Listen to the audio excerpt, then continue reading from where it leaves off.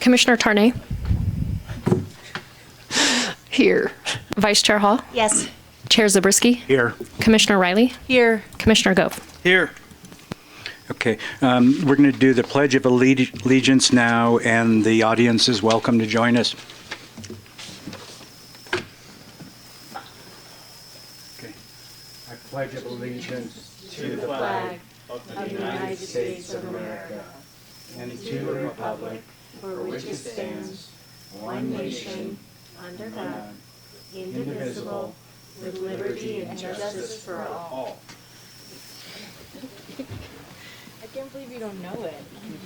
Did you grow up in this country? Every Friday we had to do a big assembly. We sang it every day.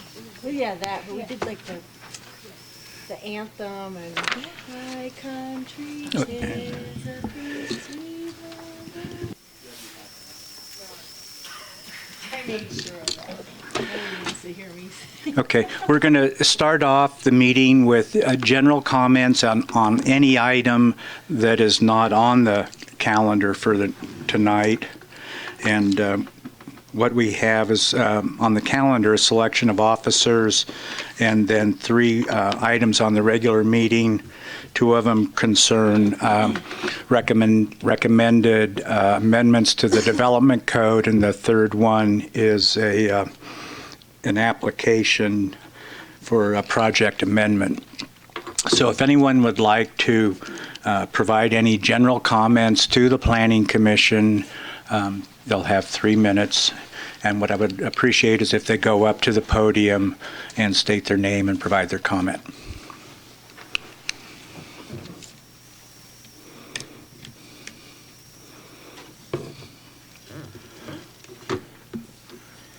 Hello, Rolf Gudan, resident of Riverside Drive. I think you all got in your packets the letter and picture that I had submitted. I thought it might go under that item that had to do with solid waste storage or something, but apparently not. So anyway, my concern, and then specific to my street, I don't know if it's any wider spread than that, has to do with the storage of the array of multicolored top garbage cans that we're now using, and that the commercial establishments that back onto my street tend to, or many of them anyway, just tend to leave them sitting, or at least some of them sitting out on the street pretty much throughout the week. And half the south side of the street is residential. The north side is the back end of, mostly the back end of commercial. There's a little residential there too. Anyway, as I said in my letter, that it just, I find it to be kind of an eyesore that we're not a back alley with garbage here and there and milk cartons and so forth and so on, and was wanting to propose the idea that there be something in the rules that have the commercial establishments not put them out till the night before pickup and have them stored somewhere unseen the day of pickup. So that's what I'm hoping you might take a look at. Thank you. Thank you. Is there anyone else who would like to make a public comment? Okay. Yeah, could you repeat the question, please? Is there anyone else who would like to make a public comment? No, the question before that. I was listening to Rolf. After he spoke, before he spoke, you had a question. 3 minutes. I don't want to start my 3 minutes until I ask my questions for better understanding. As you can see, we're in a very crowded house here. Yeah. I don't have any questions at this time. It's just if you want to make a comment about anything that's not on the agenda. That's Thank you. Can you repeat the agenda? Oh, sure. There are 2 items having to do with amending the development code, and then there's 1 item on an application concerning a project amendment for the distillery off of West River Street. I think that there was a, is that it? Can you hear me? Yes. Okay, so What's your name? my name is Brian Biega. I'm a citizen of Truckee. I live on Kaiser Avenue in supposedly the fourth house on record in downtown Truckee. I moved here in 1990. I was born in 71, and I've been coming up here the whole time. My grandparents used to live down in Genoa in Nevada. There's a lot of history down there. There's a lot of history in Truckee. Quick little climb after work, and so I'm a little excited because sorry that we were late before the 6 p.m. start. But regarding that, and we can see how packed it is, just wanted to make a comment. I know that people in Truckee care a lot about this. So about this and other things in our town. People from outside of Truckee. Can I pause the clock for a question? I think, why don't you go ahead and finish describing what it is you wanted to comment on? Okay. So what I wanted to comment on the drive over here, I passed by the Old Town Garage. I passed by the Truckee Hotel and the post office, the train yard. I looked to the left, crossing, the main street, Donner Pass Road, and I saw Mount Rose, and the sun is like getting ready to set. It's beautiful. It's like, wow, what a view. Okay. And the history in town was really something else. I was like, this is cool. Okay. I went by Moody's just prior to that, saw the gas stations, go across the railroad track, Jack's on the tracks, and I went to the meeting over at the recreation center where there was like, here's the things of what we want to do to downtown Truckee, make a park, do all this stuff. Then past, East River Street, West River Street, and way back in the 90s, I lived on East River Street. But the history was really something else. And then I went across, past 1882, Truckee River, the Chinese herb shop. It's like, what a cool place. Well, I forgot to mention the places on the corner and to the right, Riverside Drive, all the stuff in Truckee. But what I didn't see is these towering artist lofts that don't really have any theme going on with what we have in Truckee as far as the history. A lot of it is places in between buildings, separate buildings. So if all of these buildings were, built at different times in the heyday of Truckee, we had different buildings, different elevations, all this stuff. Well, in the early 90s, when I worked at that garage that I passed on Jaboom and Bridge Street, there used to be like the old hotels across the street. And there was the history of Truckee. Actually, I forgot to talk about the sign on Highway 80 that says Historic Downtown Truckee. And so when I see all these things and I see the lack of attendance in the audience here, this is the fewest amount of people I've seen here. Yeah, in this. Biega, I'm sorry to interrupt. Could you go ahead and wrap up? That little buzzer was the 3 minutes Yeah, in your thank you. presentation. And I think I understand your point, but if you could just wrap it up. Okay, yeah, no, I've got my wrap up here. Thank you. I crossed the river, saw the tea shop, saw Cottonwood. I saw what you could see from, just living here for so long, coming here as a kid. I never got to see the neat old ski resort that we had up on the hill there, but just the history. Then I looked to the right where the Avery Hotel is supposed to be, and I had recently learned that what was previously, or what I thought was previously agreed upon, that there was going to be story poles that for people to see, okay? So I look over to the right as we're driving over here, and I imagine, beyond all the beautiful houses right there and a nice open vacant lot for people to look at along with the river, I imagine the balloons for this 1 hour party. Okay, everybody, Now's the time to look at what we're going to see here with just a few balloons. Like, are you going to have a keg of beer? Because if you do, and you invite all the locals in town, you'll probably have a much better participation at this 1 hour event. Now, albeit that 8 a.m. isn't really a great time to start drinking. But my point is, if you want to get people's opinions, you can't just like throw something out there.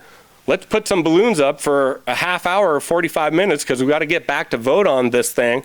Where supposedly I thought we were going to have some story polls to show the mass and size and scale of this new project in town that won't even have places for people to park. Okay. Mr. Biega. Thank you. Yeah, thank you. I encourage you to check the town's website regularly on Thursday evenings, and you'll see the agenda, because much of what you're talking about will come up in connection with many projects that still need to come through before the Planning Commission. When I looked at the agenda items for the last 3 weeks, they were all aired out on your website. So you might want to check your website and make sure that the links are available for us to see all of those meeting minutes. Many of which Thank you. We aren't able. Thank you very much. Chair Zabriskie, may I ask staff a question kind of in response to the commenters' questions or comment? Just a point of clarification. Yes, and I want to address Mr. Godin's. Okay. So I did receive an email about that they're going to put the balloons up for the Avery Hotel for HPAC. This is tied to the Historic Preservation Advisory Committee review. Are those balloons intended to be up for more than an hour? I mean, I think it could answer some of his questions. Sure, and we would be providing an update later today on this item, so I'm happy to touch on it now. So the Avery Hotel, or the Hotel Avery, is scheduled for next Wednesday at the HPAC, which is the Historic Preservation Advisory Commission. The 5 of you have received an invite to that because this is a project that will come before the Planning Commission for your review and decision. So we are having the applicant team install what we're calling story balloons or story pole balloons that will be occurring during the normally scheduled HPAC meeting, which are next Wednesday from 8 until 10. It's scheduled to start, I think, at 8 o'clock until about 8:45, and then we will have about a half hour to allow people to go from that location back to Town Hall to continue the HPAC meeting, and also to allow us to download photos that we'll be taking during the time that the story balloons are up. We are not intending to keep them up past the morning of the 25th, recognizing that they'll be windy and swaying around and whatnot. So there will be an opportunity to attend both on your behalf and the HPAC meeting, and then also photographs will be taken during that. So those will be presented at a future date at an upcoming hearing. And then could you provide those photographs on the town website as a link for community members who can't attend that session? We are also trying to get the police department drone flown around also, not super close so we don't disturb the balloons, but enough to get some different vantage points. Okay, thank you. Okay, on that cover it? Yeah, Okay. thank you. On Mr. Godin's issue on the Riverside, I'm wondering what staff's thoughts are on whether we should look into some kind of provision having to do with how long the blue canisters can be out. I realize this is something brand new. I think they're just now being distributed through most of the main areas of town. And I suspect there could be more people following Mr. Godin in complaining about the same thing. I don't know if we want to wait for more complainants to come in or... I was actually planning to talk about that during the development code updates because we are talking about solid waste and screening of carts as part of that. Okay, great. We'll talk about it then. Thank you. Okay, the next item on the agenda is the... May I make one more comment in response to the second commenter? I hear what you're saying. I've lived here a long time. I would advise you to be part of the general plan, the general plan update process, because that's really the most important time for our community to come out and talk about vision and where we want to go, and land use planning and transportation and housing. And it's not just 3 minutes at the podium, but it's really meaningful dialogue about the future of this community. And so it seems like you have concern, and that's really the best place to get that out there. So thank you. Okay, now we'll go on to selection of officers, and this would be on the vice chairmanship, right? Right. So this was at Jerusha's request to have the commission talk about this. And so typically I run this process, and it's pretty simple in that we start with nominations. And depending on how many we get, we take a vote. And then once that person is selected, they become vice chair. I would like to nominate Commissioner Riley for the vice chair position. Any other nominations? You. Same. I'd like to nominate Nikki. Thank you. Okay, it sounds like we have only one nomination and more importantly, a willing candidate. We should Right. probably put We that are on the record by asking the commissioner if she would like to accept the nomination. You would assumed probably be the next correctly. move. I didn't say, but yeah, I would be happy to serve in the vice chair capacity. That's what I wanted to hear, yeah. I think along with the rest of us. So we'll just have Julie do a roll call. Okay. Commissioner Tarnay, Yes. current Vice Chair Hall, Yes. Chair Zabriskie, Yes. Commissioner Riley, Yes. Commissioner Gove. Yes. So from this point forward, we'll have Commissioner Riley as vice chair. Thank you, Jerusha. Thank you, Jerusha. Thank Yes. you. Yeah, thank you, George. You were a great vice chair. Thank you, Nikki. Okay, next item on the agenda are the minutes from the last meeting. Does anyone have any changes they feel should be made in the minutes? I'm sorry, this is actually, does that change any of the appointments of the GPAC representatives or any of that with the vice chair switching? No, not unless Commissioner Hall would like to no longer serve as representative to the GPAC. No, I'm fine with that. And I also know Nikki's involved on another platform. So I think that's fine, Okay. unless you have a burning desire. Well, I would love to, but I go anyway, so it doesn't matter I either think way. it all kind of, yeah. Okay, so Are I we still on I thought the minutes were great. I thought they were really thorough, and I read through all of them, and I was impressed because I wanted to make sure everything that was said was captured, and I feel like it was. Great job. Thank you. I agree. I was impressed too. That's Julie's pretty amazing. great. Yeah. I'm glad you brought that up. Okay, so do I have a motion to approve the minutes? Oh, I move to approve the minutes. Second. No. Were you asking for a second, or were you seconding? Asking. Oh, I'll second. Okay. Roll call. Commissioner Tarnay, Yes. Commissioner Hall, Yes. Chair Zabriskie, Yes. Vice Chair Riley, Yes. Commissioner Gove. Abstain. That's right. Okay, now we're going. We remember, yes. Now we're going to move on to the public hearing. And the first item on the public hearing is the application. Yes, the application by the old, by Andy Barr, owner, KMR Management LLC, to amend the old Trestle Distillery project. Has to do with additional storage. Would you go ahead? Good evening, Commissioners. Quick overview, since some of you were not on the commission when the distillery was originally approved. It's on River Park Place, which is shown here. And here's a site overview showing the locations of the Unit 2 where the distillery is located, and then Unit 3 where they're proposing to expand into the adjacent suite to add storage.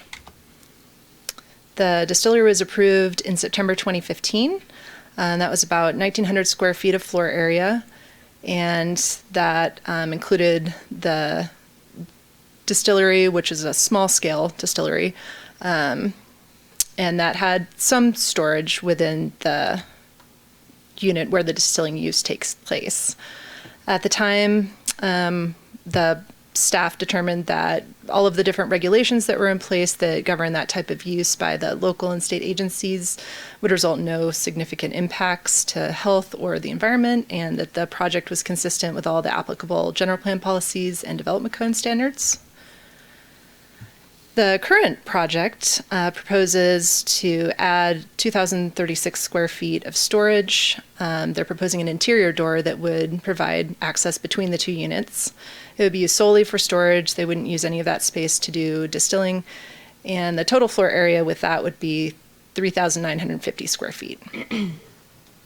So a use permit amendment is required to modify that, since the floor area was specified in the use permit that was originally approved. And you'd be modifying application 2015-98 and Planning Commission Resolution 2015-09. These are the general plan designation and some goals that were looked at with the original approval. And based on our review, the storage addition would have no implications beyond what was previously looked at with that. The zoning is downtown manufacturing, so manufacturing and industrial uses are appropriate there. The beverage production use requires a use permit. And the addition of the storage space wouldn't result in any exterior modifications to the building, so no changes there to parking, landscaping, any of those things. The amount of workers still falls within the exemption for workforce housing requirements, so that wouldn't be triggered by this. So based on our review, we found that it complies with all of the development code standards. So our recommendation is to adopt Resolution 2019-21, finding the project exempt from CEQA per section 15301 of the CEQA guidelines, and approving the use permit amendment based on the recommended findings and conditions of approval. You could also continue the hearing. You could add, delete, or modify any of the conditions. You could deny the project or require additional environmental review. So if you take action on this tonight, the appeal period would end at 5 p.m. on September 30th. And I'm happy to take any questions. We also have one of the employees of the distillery here in case you have any questions for the applicant team. Does the applicant want to make a presentation? They declined to make an actual presentation, but they're here for any questions. Okay, what I'd like to do now is go to general comments first and then come back to questioning. We might have questions for the applicant at that time, unless somebody wants to proceed differently. Okay. So why don't we go ahead and take general comments on this particular item, and again, it'll be 3 minutes per person. If you come to the podium, anyone who wants to speak on this item, come to the podium, state your name, provide your comments. Hi, my name is Brian Biega. I'm check. We'll give you more time than that. Thank you. Brian Biega, I'm a Truckee citizen, lived here since 1990, been coming here as a kid. All the stuff I said before, if you want to rewind the tapes. I think this is great. I think it looks cool. I noticed that if you could go back to slide 1, I think it was. Just wanted to make a few comments about this.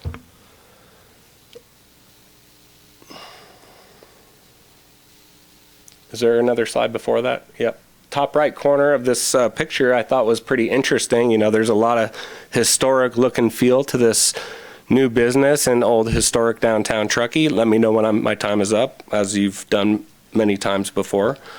You know, I think about the roundabout that you guys are like have voted on, we have voted on, that's in that area, and I think it's really cool. And I think the history of that, like these roundabouts are really cool. Because it's so, I don't know how many comments you got, and I'd love to stop the clock to ask that question. But again, there's 6 of us and a whole bunch of empty seats and a whole bunch of you. So it's interesting to just have this feeling. I want to thank you for the 3 minutes that you've allotted me. But the storage views are quite a bit different. If you go to a couple more slides, you know, it looks like some of these box places. But you know, this isn't really that bothersome to me because there's already a lot of other garages and stuff out there. Sure, it would be cool to like publicly have everything, you know, old and historic, but not downtown.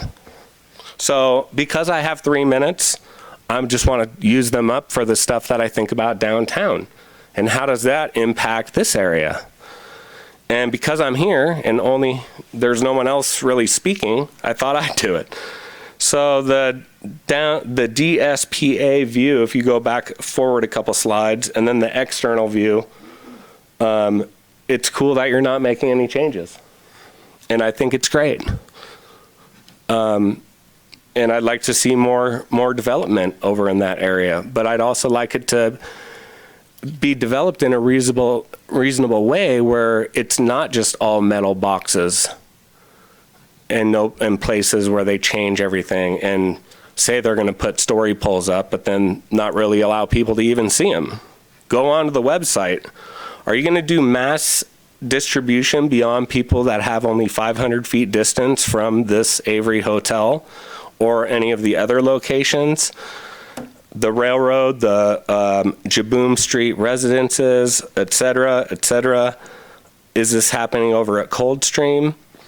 I just think that, you know, these things should be considered, and I think there's my time. Thank you.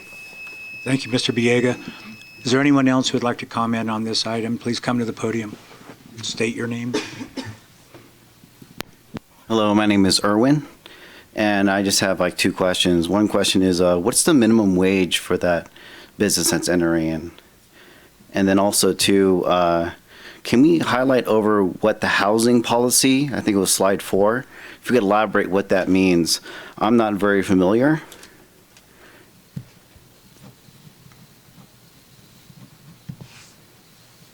Yes, that right there. And that's it. Thank you.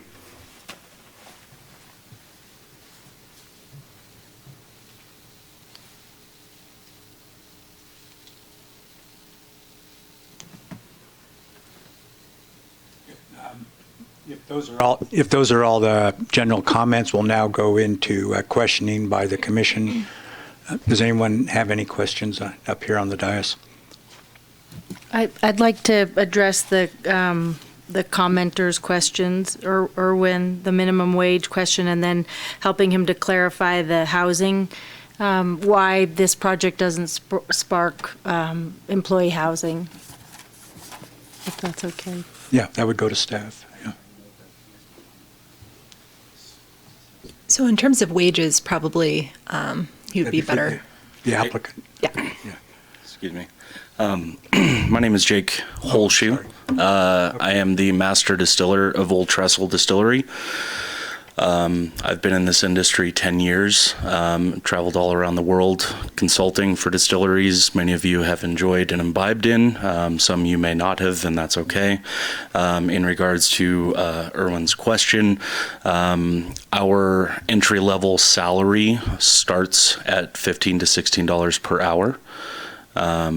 With our more skilled positions, other distillers, of which I've just made my first hire, in the $25 to $27 per hour range.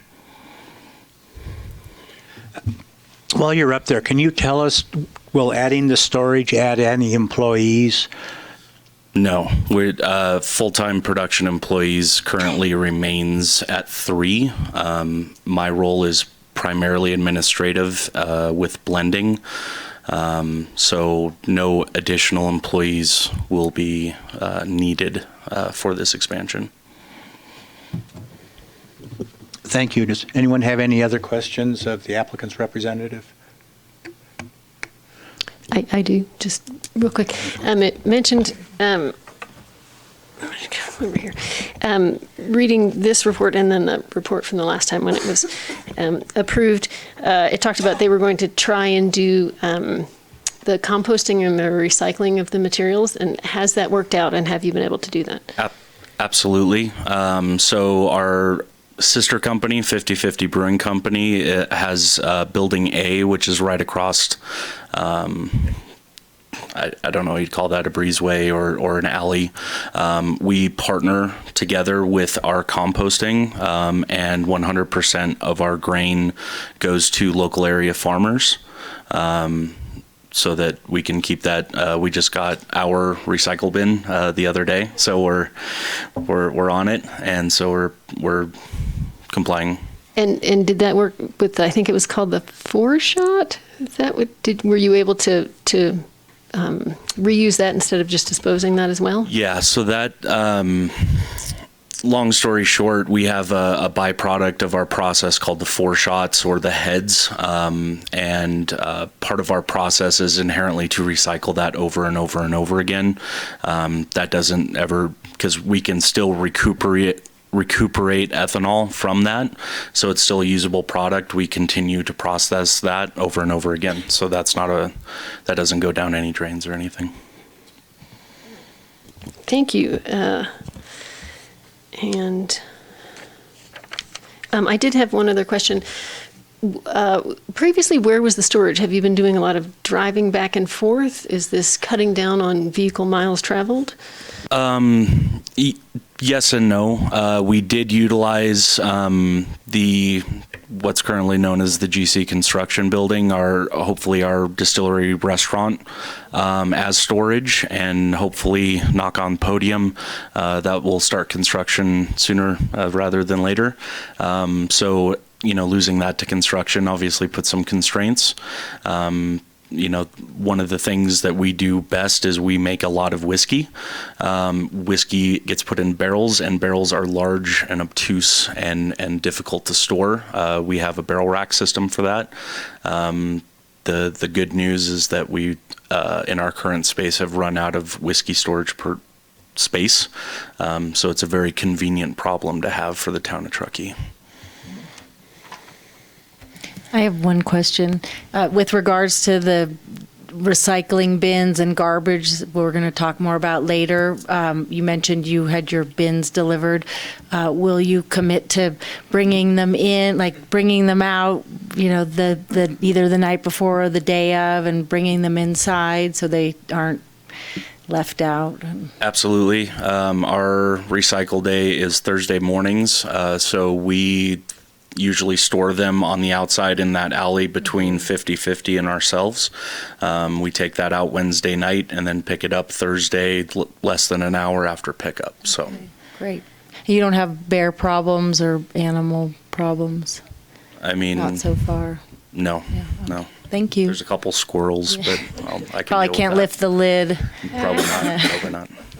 So, I did have one quick question for staff, and I just want to know, I've heard of the goal that we're trying to sort of move commercial away from the river or move manufacturing away from the river, but this is not actually adjacent to the river. Is that why it's not applicable?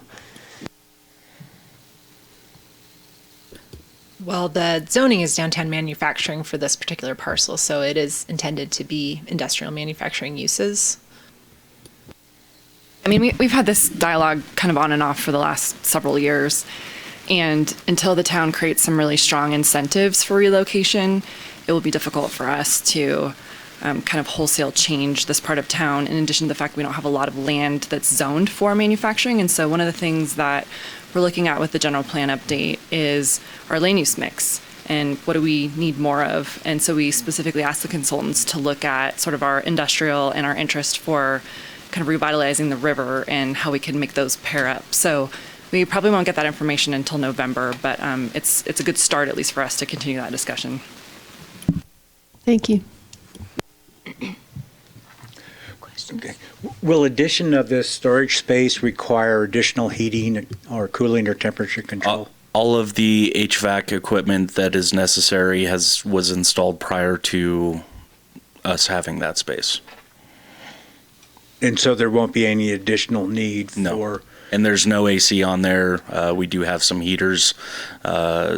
While I am concerned about my employees' comfort, we generally, when you run a still, it's well over 200 degrees, so it does get plenty warm in there. Okay. As far as our actual heating, the only heat we use is to keep the storage space while we're not there above 50 degrees. If you get much lower than that, whiskey doesn't do as well when it's aging. So, Okay, thank you. Are there any other questions? Sorry, one more. Yeah. So I talked about in the first report when the project was originally approved that the grains are sometimes an incendiary hazard. Does storing more on the property increase that hazard? Do you need to go through more of that inspection process that you had to on the first one? No. So our application does go to California ABC as well as the TTB. It's generally a pretty easy process. We will not be storing any more grain in this space. We are covered by sprinklers. We do have a very intense safety program.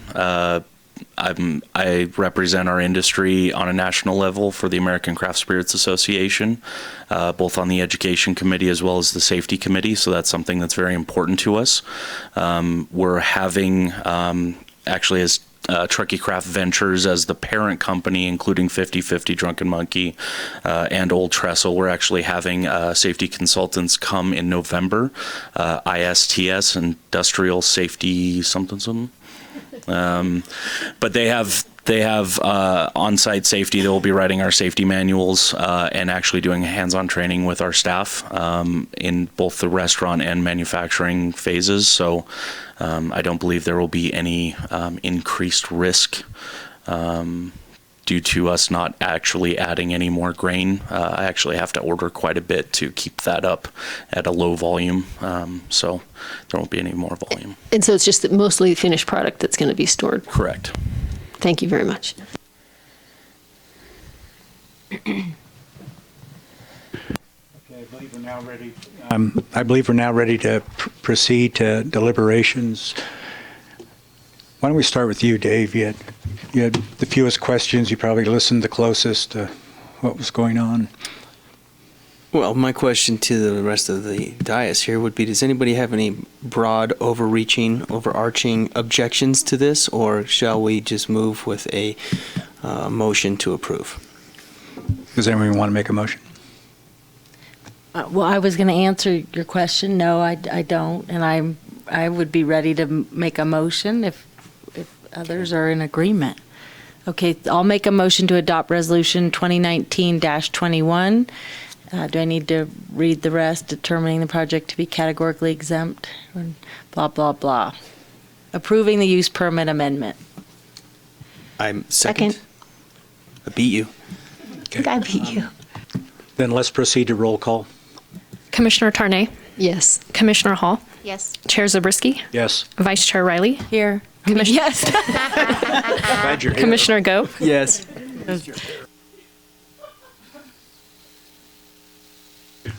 Okay, now we can move on to. Oh, I'm So just sorry, you a wanted- reminder you- about the yeah. appeal period. Yes. Go ahead. September 30th at 5 p.m. Thank you. Thank you, Laura. Okay, now we're going to go on to agenda item 8.1. This is whether the Planning Commission should adopt Resolution 2019-19, which would be recommending approval to the Town Council of amendments to the Development Code to comply with state mandated requirements for housing.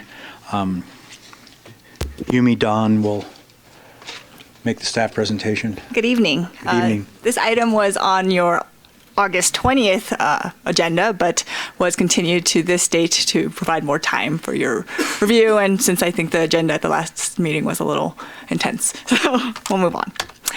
So this is just we're looking at development code updates that are required by the state, essentially, and they have been mostly, for the most part, been incorporated into our housing element that was adopted by our town council earlier this year. They're all based mostly on, they're all housing related except for one item, which is based on home occupations. So we'll be looking at transitional and supportive housing, second unit parking, employee housing, and manufactured homes. So the first item is parking spaces for secondary residential units. This is a requirement of the state, and it's also a way to incentivize and secondary residential units within our community by reducing some requirements. So our current standard is that 1 parking space per studio or 1 bedroom unit, second unit, and 2 spaces per unit with 2 or more bedrooms is required currently. The proposed standard is 1 parking space per secondary residential unit unless exemptions apply. There are a wide variety of exemptions that do apply. If you're within, I believe it's 500 or I believe a mile of transit stop, you're exempt. If you're within our downtown, secondary residential units are exempt from parking. So there are a lot of exemptions that are already out there, but if you are not within those areas of exemptions, then you would be allowed 1 parking space per secondary residential unit. And this is a program H1.7 that's within the recently adopted housing element. Another item that came up, there is an item that was identified within this staff report as well as the staff report for the following item that you'll be discussing today regarding second units in the DRM zoning district, because there has been some concern and some need to discuss it further. We are pulling that item out of this discussion consistent with what will be happening in the later item that we'll also be discussing.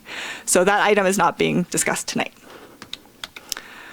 As for transitional and supportive housing, the housing element law requires that these types of housing be considered a residential use that is subject only to those restrictions that apply to other residential dwellings of the same type in the same zone. So right now, transitional and supportive housing is allowed within RR, RS, RM, DRS, DRM, DRH, CN, CG, and DMU. However, because there are residential units that are allowed in other types, such as service commercial, manufacturing, downtown commercial, downtown manufacturing, downtown visitor lodging, resource conservation, and recreation, we were required to put that in as to allow transitional and supportive housing within those zones. That means that if a supportive housing type that is like a single-family residential zone that wants to go in that is a single-family residential home that wants to go into a single-family residential zone, it would be allowed with a building permit only, similar to how single-family residential homes are already permitted within our community. Supportive housing, to expand further on supportive housing, housing element law requires that supportive housing be allowed as a by right use in all zones where multifamily and mixed uses are permitted. So we added supportive housing within the service commercial, manufacturing, downtown manufacturing, and downtown commercial zoning districts. And we also added a new section, which is 18.58.245, called supportive housing, that establishes the criteria for by right supportive housing, including affordability restrictions, mixed use requirements, and development standards that are all consistent with state law language. And that was part of program H3.3 of the housing element. Employee and farm worker housing is also a requirement of the housing element and housing element law. And that requires that employee housing for 6 or fewer persons is required to be treated as a single family structure in residential use. So these will be allowed within RR, RS, DRS, DMU, RC, and REC. And this isn't really different from what we do now. The town already considers a home it doesn't necessarily have to be a family, employees sharing a home under one household. They can do that now. So it's not anything different. The state just wanted us to be more explicit within our development code that this type of housing is allowed. Additionally, employee housing consisting of no more than 36 beds in group quarters designed for use by a single family or household is to be treated as an agricultural use. So where there's agricultural uses that are allowed within specific zones, specifically rural, residential, open space, and resource conservation, this type of housing is allowed by that, similar to how any agricultural use in that area would be allowed. So if I don't even know what kind of agricultural use we do allow within our town. We do have I think agricultural processing, if that is an allowed use or a use that's allowed by use permit, then residence that meets this criteria would also be under that same criteria. So no conditional use permit or zoning variance can be required that isn't already required for agricultural uses in that zone. So we added a definition for employee housing and farm worker housing and amended our land use tables to allow for employee and farm worker housing in those zones. As for manufactured homes, the state requires that manufactured homes be allowed where conventional stick-built homes are allowed. So right now it's allowed within single-family zones within our town.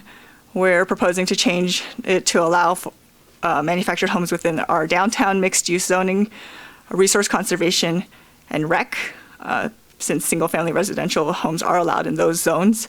It is of note that in the DMU, we do have a National Register of Historic Places area, and that is exempt from this requirement. So those manufactured homes wouldn't necessarily be allowed to be in this area unless it meets our Historic Preservation Advisory Commission's review and design review in general. Additionally, this is not a state requirement, but this is something that we came across as we were doing our review. Section 18.58.170 identifies mobile homes and tiny homes on permanent foundations. We thought that manufactured homes should be identified in this location since our current policy is that all single-family dwellings in single-family zoning districts are currently required to have permanent foundations. If our policies change in the future, we can always revisit this section, but at the moment that has been our stance and our building department's expectation. In your staff report, we also recommended taking out manufactured homes as an allowed use within multifamily zoning districts, since manufactured homes are defined as single-family dwellings. However, based on discussions with, I believe Commissioner Tarnay, we are proposing to omit that part of the discussion and continue to permit manufactured homes in RM as long as it meets the dwelling multifamily definition. So you could have multiple single-family homes on a single parcel, so it'd be a multifamily parcel. So we didn't want to disallow or prohibit someone buying manufactured homes and putting 5 on one multifamily residential parcel. So we also are proposing to amend the definition of dwelling multifamily to include manufactured housing multifamily. And similarly, the definition for manufactured housing multifamily was amended to refer the reader to dwelling multifamily to help clarify that multifamily projects could be pre-manufactured rather than stick-built on site. The one item that is not related to housing specifically, or housing policy, is micro-enterprise home kitchen home occupations. This is a state requirement also, though, so that's why it's in this presentation tonight. Assembly Bill 626 wanted to allow experienced cooks in California to legally participate in the locally prepared food economy and improve access to healthy foods for communities through the exchange of home-cooked food. So previously, this type of business, if you did this out of your home, we'd require a discretionary review, such as a minor use permit. If you had a commercial kitchen, it would have to go through this process. Now, the state would like to encourage this type of business or to allow it, and so the town is now recommending that we allow it as a home occupation. So they would have to still submit to the town with what their operations are, where it is located in their home, and how their service works. But it is a staff level decision rather than a discretionary review by our zoning administrator. So it's to streamline this process for entrepreneurs of home cooked meals. So tonight, staff is recommending all of these changes, including the amendments that I proposed tonight, and adopt Resolution 2019-19, recommending approval to the Town Council of these 2019 Development Code amendments for state-mandated requirements for housing and micro kitchens, and recommending that amendments to be exempt from CEQA pursuant to Section 15061B3. That's all I have, and as I noted, there will be another discussion on other development code updates that are not part of this presentation. Thank you, Yumi. Now the public will have an opportunity to comment on this agenda item. Anyone wishing to speak on this item will have 3 minutes. They're invited to approach the podium, state their name, and provide their comments. Okay. Seeing no one, Mr. Biega. Hi, thank you. Certainly. So I was forwarded this email from my neighbor Dan Cockrum, and I believe it was in regards to some of the very, very fast presentation there by Yumi. Good catch. We're trying to ensure consistency with the multifamily zoning districts, which don't allow single-family residents or second units, but with your right that the DRM definition does allow SFRs, which means that the extension, a second unit, would be allowed. The second unit section states that a second unit can only be on a parcel with a single resident on it. So that would limit the ability of someone to have a second unit on a DRM parcel with either multiple SFRs or multifamily tenants. Can I stop the clock for a question with some of these acronyms? Or do you want me to finish the email first? Why don't you go ahead and finish the email? Okay. At the meeting on Thursday, we'll change our recommendations to add SFRs back into the DRM allowed use table and keep second units as allowed uses in that zoning. For the second unit section, we will propose to keep DRM and DMU since SFRs are allowed in both of those zoning districts, and second units are allowed in either zone if there is only a single residence on the parcel. Hope that clarifies. Laura, is Laura Dape here? Yes, she is. Why don't you direct your, Mr. B.A., why don't you direct your questions to me, and then So some of my questions were, I believe it was slide 2 regarding the parking. This is very confusing. Looking at the left side, could you explain that a little differently? Okay. Let me get all your questions. Okay, and so then that's one question. Slide 2, the current standard, proposed standard, because I'm very concerned about some of the parking standards that are being represented for this Avery Hotel, the Truckee Rail Yard area, as well as the Jaboom Street residences. So that's one question that I really want to get some understanding of, because if I consider all of those different units, we're talking about like 60 spaces for like 200 units. So regardless of how you break up this stuff, that's why I really want some clarification on this slide.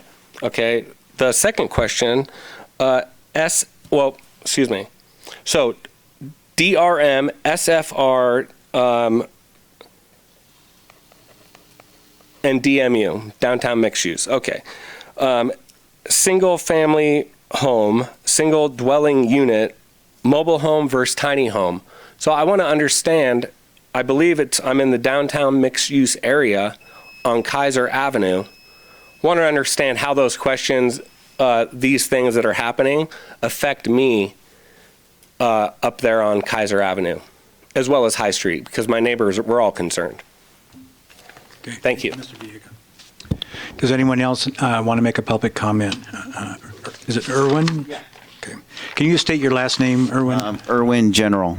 General. Yeah. Okay, thank you. So I have a background in real estate evaluation, so I kind of understood the zoning, but I don't think that is very clear for people that don't have background in real estate.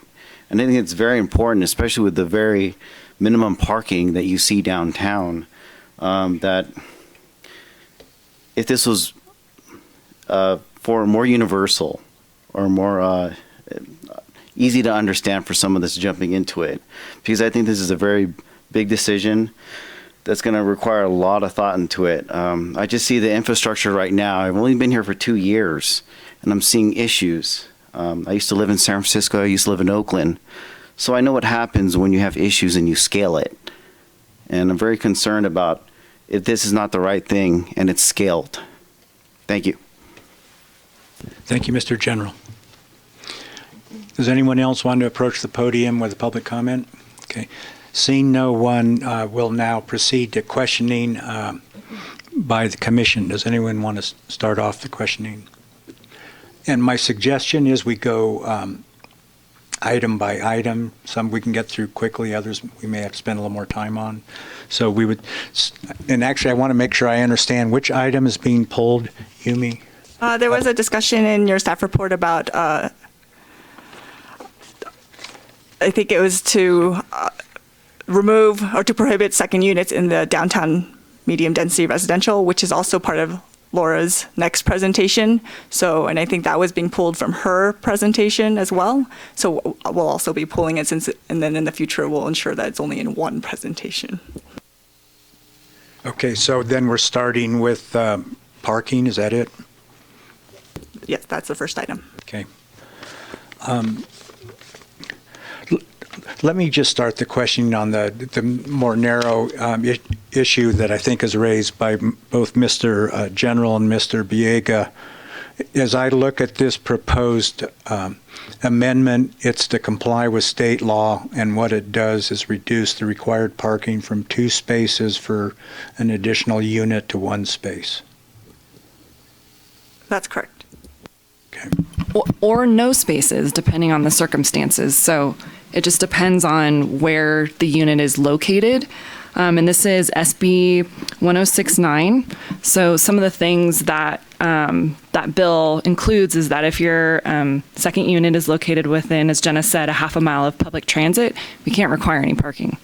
And that's one of a series of allowances that they have for 0 parking. The other one is if you're located within a historic district, can't require any parking. Then there's some other ones about, if you have parking permits and those aren't available to the residents, can't require them to have their own parking. Or if there's a car share vehicle located within 1 block of the unit, can't require any parking. Okay. I just want to note that on this particular item, Mr. Irwin and Mr. Biega are touching on parking issues that have consumed days of time of discussion, and we'll probably be spending days of time talking about parking, both in formal proceedings and on the street. In regard to this particular item, I see this as a narrow issue. We're just, as a matter of time and scope of the matter before us, I don't anticipate we're going to get into a broader discussion about all the pros and cons of the various policies that affect parking. That said, those are all the questions I have on this particular issue. I have a question. I read about these exemptions. I called the state today to ask about if there are exemptions for rural communities. These seem like very urban approaches, places where there's great transit, there's great opportunities, there's perhaps more parking opportunities than we have here. So I kind of see these as these solutions to issues that are more relevant in an urban setting, and wondered whether there were rural exemptions. And the gentleman I spoke with couldn't answer my question. He was going to forward it to someone. But I'm wondering if you guys are aware of any exemptions for rural communities where we lack we really lack adequate transit and infrastructure to be kind of taking away what we actually need. I think in general the state looks at these issues, especially housing, with a broad brush stroke. They don't look at nuance. Even if we were considered a rural community, it doesn't cover what other rural communities who may be considered more rural. And so their policies are very broad brush. And this is something that we have provided multiple comment letters to the state saying, these aren't specific to the town's required needs, particularly with our climate and the restrictions that we have and need for parking and safety. So I would say this particular requirement and program within our housing element, this was a specific item that was called out that was out of compliance by our housing element reviewer. So it's obviously there isn't a particular exemption that could be applied for Truckee because it was reviewed specifically for Truckee. Mm-hmm. So is there, I understand we don't want to be out of compliance with state law, but are there ways that Truckee could create policy that would address these issues? I mean, to acknowledge the fact that, okay, let's say, for instance, someone has a boarding house, or they're proposing a boarding house, and there's 8 rooms or 8 beds, and in theory, that would require 8 parking spaces, or a parking space for each bed. But because they're within a half mile of the depot or where the TART goes, they would be exempted. And yet the reality is, well, then where do those people park? They're going to stop on Riverside Drive and unload their groceries and all their stuff. And I mean, I just want to be realistic in understanding how we move forward, where we are going to be applying policies that are so out of touch with our existing conditions. Jen and I will both fill you in on that. That's a discussion that we're having daily, sometimes multiple times a day, in trying to deal with what the state is forcing cities and counties to do across the state. And it is a common discussion that we have. There really isn't a good answer at this point. There isn't any flexibility built into the legislation. We don't have ability to create our own regulations. This is what the state is doing.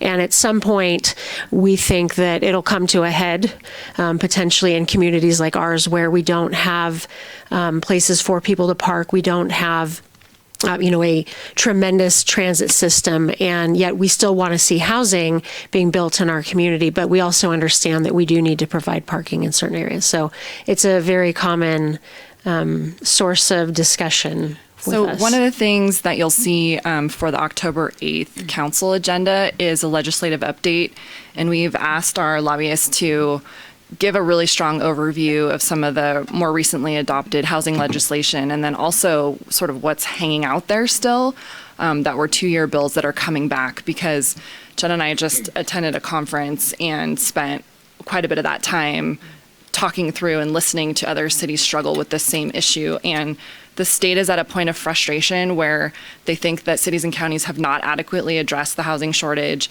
and are applying a one-size-fits-all approach to move the needle.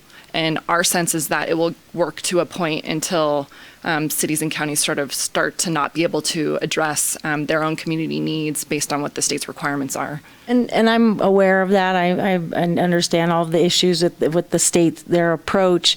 And I'm wondering, that being said, is the state offering money for communities like ours to increase our transit opportunities, to create more parking that would be in proximity to these, housing units that are so, greatly needed?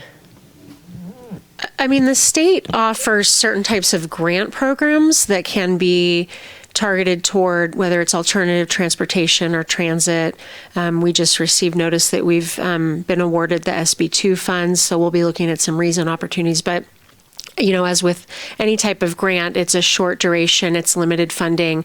It certainly doesn't work toward creating an ongoing, transit program in a region such as Truckee Tahoe. So, I mean, yes, there is some money out there, but it's not generally for long-term operational needs like what we'll have with, units that are constructed without parking. But I think this is a discussion we'll have as part of the general plan update process, because even if the state's saying these aren't requirements, we can still recognize it as a community that maybe we do need a parking structure or alternative spots or things that still make it feasible to live here and have a car. Maybe it's not the same amount of cars that we're used to having, but those are the types of larger community discussions that we'll have with that general plan process. Last thing I might add is that certainly someone building an ADU is going to have to weigh the benefits of, or cons of having parking or not having parking on their property, recognizing proximity to transit and what their tenants may be looking for. So ultimately, there may be someone that values having parking and they'll work to find the parking within their property because they recognize that most tenants, at least in Truckee, do generally have a car, or at least one out of a family. Well, thank you. And I want to say that this only applies for the secondary residential units. It wouldn't apply for something like a boarding house that is not a secondary residential unit. Is that correct? That's correct. So this only applies to secondary units with single-family residences, not boarding houses or guest houses or hostels or? A guest house would be a secondary residential unit in our definition, so yes, to a guest house, but it is very specific to ADUs only, second units. But if a guest house had 8 beds and would typically require a parking space per bed, they could be approved without any Well, we have parking. specific requirements for sizes of secondary residential units. So for a single-family residential parcel that's less than 1 acre, you could have only up to 800 square feet. Okay. And then once you get to a larger parcel size, you can get up to 1,200 square feet. But that would be the largest size ADU you could have on your property. So that could maybe 1 to 2 bedrooms, 1,200 square feet can be, maybe you could push it to something a little bigger, but I have one more question. With regards to the single-family residences on multifamily zone properties, is that something that the town would allow, like we would allow that? It seems so kind of counterintuitive, or just why would we zone something multifamily if we would say, oh yeah, come and put your single-family home there where we actually want density? this is something we looked at a couple years ago, and it was an issue that we actually changed in our RM and DRM. We found that we didn't change the second unit requirement in the DRM, which is why we brought this amendment to you today, since normally you have a single-family residential, you could then have a second unit. Mm-hmm. But if a single-family residential is not allowed, then you wouldn't have a second. And part of the reason why we pulled this too is because we're aware that the state is going to bring this topic back and potentially may require that we allow second units in all zones. Even multifamily, mixed use, all zones. And so one of the things we want to do is kind of look at that contemplated legislation, talk with our lobbyists and figure out if we make this change, it's only going to be temporary. Mm-hmm. Is that the direction we want to go now? Or do we just leave it be and get rid of the single family use, make sure that that's clear, but not touch the second unit use? So you could have a multifamily building with accessory like this little. Right. I'm not sure how they're making this distinction between that being in another multifamily unit, because for us, that's pretty much how we would define it. But it seems like they have some criteria they're looking at for it would have to be in a separate building. Yeah, there's some really interesting things that they're contemplating. And so that's one of the reasons why we pulled it, was to kind of retake a look at what we think that pending and contemplated legislation looks like, so that we're not constantly having to change things to be reactive to what they're doing. Recognizing that we have a lot of discrete items to go through tonight on both this agenda item and the next one, I'm going to try to stay on task in terms of sticking to what it is before us and not try to wander too much into other areas that interest me. The other thing is, specifically in regard to parking, I know we're going to have a chance to revisit the general topic of parking in the next agenda item, which is not a mandatory item, so it might be cause for greater discussion on that item. Does anyone have any other questions on this? Yes. So really incredibly related to a lot of the stuff that just talked about.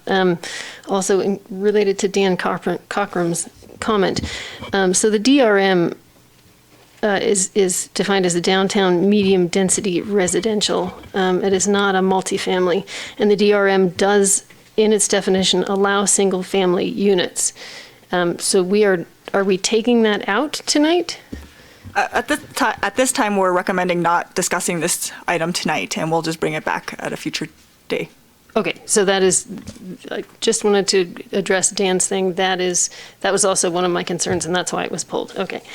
And then as far as the ADUs go in multifamily units, we do have a thing called a junior ADU, which can be inside the other thing, so inside another residence. So to me, it makes sense that you could have a junior ADU inside a condo, as long as one other requirement, though, is that they have a separate entrance. So I could see if there was a back entrance and a front entrance, I could see how you could have an ADU in your condo.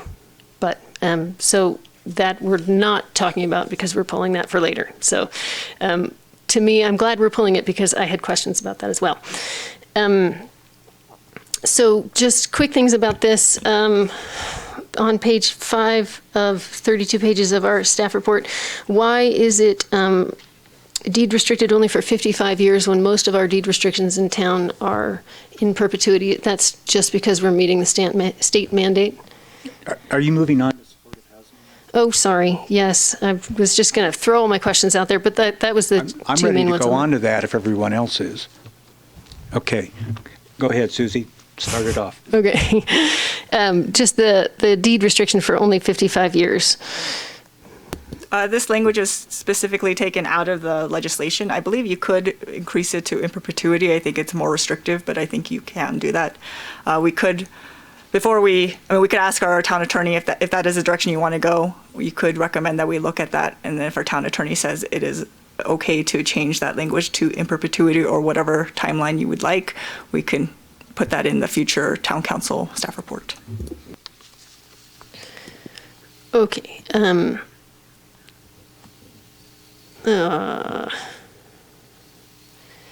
then also on the supportive housing, the code appears to require a kitchen, and I spoke with Yumi about this before, at least a stovetop, but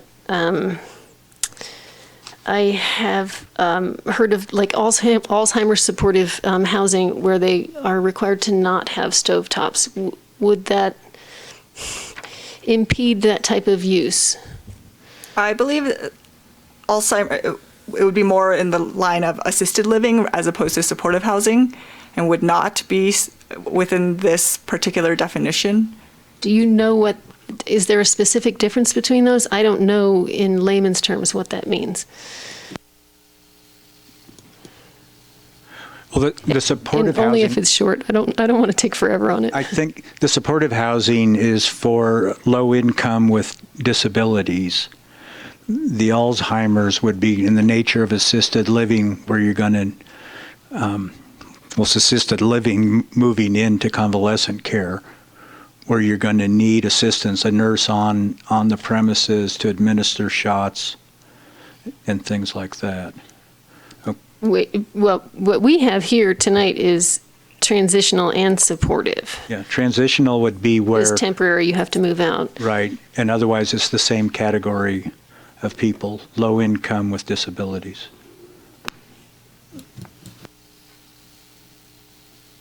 I have a question Go ahead. on that Jump in there. too. Sure. And As I maybe you understand can. staffing correctly, I don't mean to be the final authority. Jan just gave a kind of a description for transitional supportive housing, lower income people, and there was another, or maybe disabled or differently abled. Are there also instances where people might be in this type of housing who may have a criminal record or have done something where the neighbors should be aware of their status? And do we need to put something in the development code about neighborhood notifications? You know what I'm saying? Like if Our understanding of the legislation vendor- for that specific topic is that these are supposed to be integrated into neighborhoods where the neighborhoods don't get a say.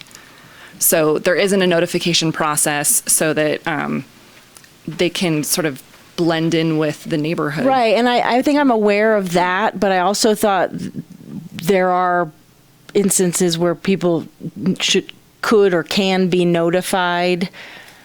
Maybe they have to do their research on their own. That's more typically what we've seen to kind of understand what's in their neighborhood versus some sort of formal notification by the jurisdiction. That if people are coming into the neighborhood who have, committed crimes against children that in their past, that the neighbors are... That's a different law with different notification requirements, yeah. I mean, that's already an existing law, right? So that doesn't... Well, I don't know what the law exactly is. That's why I wasn't sure if it needed to be said. I don't know either, but exactly. But, there are registered sex offender laws and things like that where you do have to make a notification. And so regardless of what type of housing the town is, allowing, that doesn't, those are two separate issues. Well, but then it becomes the responsibility of the neighbors, not the housing the supportive housing or transitional housing to make the neighbors aware? I think they're separate issues. Why do you say that? Because they're governed by separate statutes, Is that- and they're intended is that to what- address separate actions Thank you. and different policies. Yes. Okay, so it's not, it wouldn't be relevant to what we're talking It could about? overlap the same person, but it's separate statutes intended to serve different purposes, and they have different consequences. But you don't, there's not, you don't see an application in this, that it's applicable? No. Okay. And am I the only one on this I get train? your line of thinking on it, but I don't think that's something that we can really comment on. I mean, I don't think that's part of this process. Okay. But I understand what you're trying to say. Okay. So I can just quickly chime in, Chair Zabriskie. The supportive housing is by definition, and this comes from state code, that the population that is targeted for supportive housing are folks who are disabled or folks who are homeless. And there's no time limit to how long they can be in that residence. Which So you were correct. That's different than another definition that we have in our code that's more specific to like senior congregate care housing. So that's more of what we think of like long-term care or assisted living, something like that, which we classify as a different use. And it's typically 55 and older. So it's got different requirements than this. That's when I start paying more attention. Thank you. That clarifies my issues with that. Nice. Can I clarify real quick that on that table 2.3, we are then not taking the DRM off of, or are we just not talking about it? We're not talking, we're going to remove it from the recommendation. Okay. Do you have any questions, Jerusha? I do not. Do you have any more, Susie? I do, just one question. I'm confused on the farm worker housing, but. Okay, we'll get to that. I think we're almost done with this one. Do you have any more questions, Dave? Not at the moment. Okay, I just have one. Can you, can anyone on staff give me any indication what, if any, practical effect you see this statute having on the town of Truckee? And partly related to that is do you remember how many homeless we have now? The last number, I remember there's some confusion on the. I believe the number was around 20, was what the Family Resource Center identified. And we've never had an application to build supportive or transitional housing, and we aren't aware of any in the pipeline. We have had some, yeah. Oh, okay. Including on High Street in the past. Yeah. And other neighborhoods. Other neighborhoods also. Yeah. So there are some existing also. Yeah. Okay. Thank you. And so back to my basic question, do you see this amendment as having any practical effect on future development in Truckee? I would say no. We had already made some code amendment changes to add supportive housing into some zones in maybe like 2012 when we were doing some earlier development code amendments. We just didn't do a comprehensive change because it wasn't required at the time. So this is catching up. But, we haven't seen, since that change, people rush in to propose this. So I don't see any difference. Okay. Thank you. I'm ready to move on to the next of the items, which I think is the employee and farm worker housing. Susie, you had a question on that? So your definition here, the second paragraph, starting with employee housing consisting of, I read that completely differently than how it's presented here. There was a comma. So to me, it read like 12 units or less, which were designed for use by a single family. How it reads here is the 36 beds in group quarters are designed for use by a single family. Am I the only one who's totally lost on what that means? It's just a big family. That's really big. I think that's the intent, that if you have a lot of people in a house, it's still considered a single family. You think the intent is 36 beds designed for use by a single family, or do you think it's 36 beds or 12 quarters each designed for a single family? It says so the actual definition is any housing or employees consisting of no more than 36 beds in a group quarters or 12 units or spaces designed for use by a single family or household. The or is separating there for me, the 36 beds and the 12 units. And the description that goes with the 12 units is the families.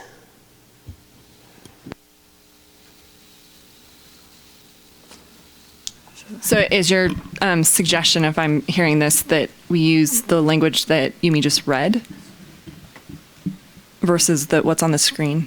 I'm just trying to find a figure out solution. because even, I'm just trying to figure out what it means. I mean, I think our understanding of this regulation is that people were being discriminated against because there were, multiple sort of non-related people living in a single-family home. And the intent of this is to allow for that to happen under the functionality of a household, which is exactly what our definition is for dwelling, that you all have to share in a household, but you don't have to be related. So it's not, back in the day, we used to define things by family, which is totally discriminatory. And so that language went away and got replaced with dwelling. And so this is yet another set of legislation coming at us to kind of make sure that people aren't discriminating because they're not, your traditional family by definition. They're all functioning together as one household, which is what you typically see in a single family home. Right, and so that to me is what it says on the left-hand side by number 2, farm worker housing of up to 12 units or 36 beds in group quarters. The one that is over here in larger print, 36 beds in group quarters designed for use by a single family. The language on the left under the program, that's more consistent with what the actual definition is. I think my translation onto this presentation probably changed it a little bit. Okay, thank you. So that makes much more sense to me, and I'm totally cool now.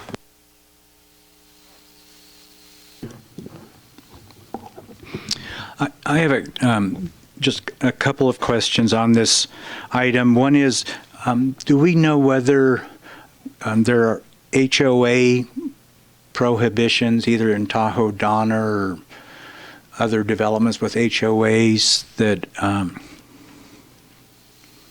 would override this or have a legal effect in the event we adopt this? I'm not aware of any in Tahoe Donna, but I mean, we still do have building code standards, which cap the number of people per square foot, technically.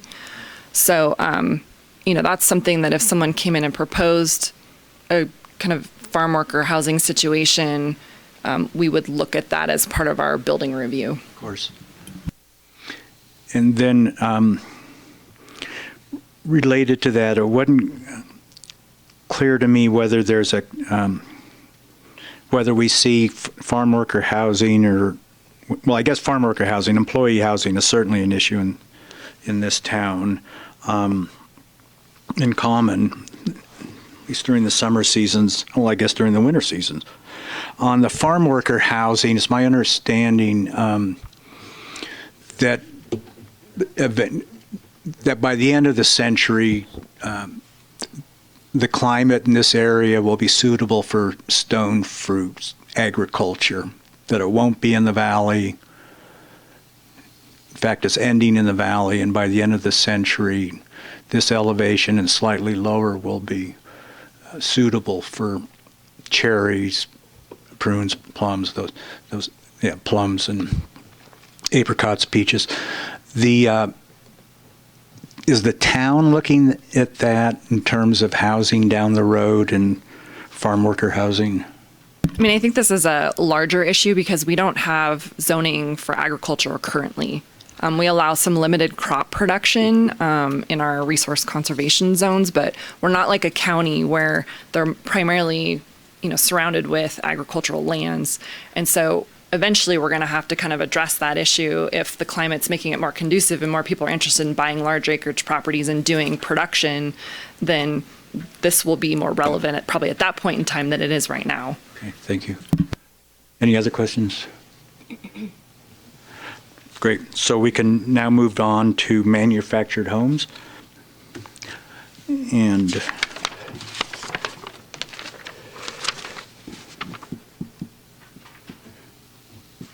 does anybody have any questions on this item?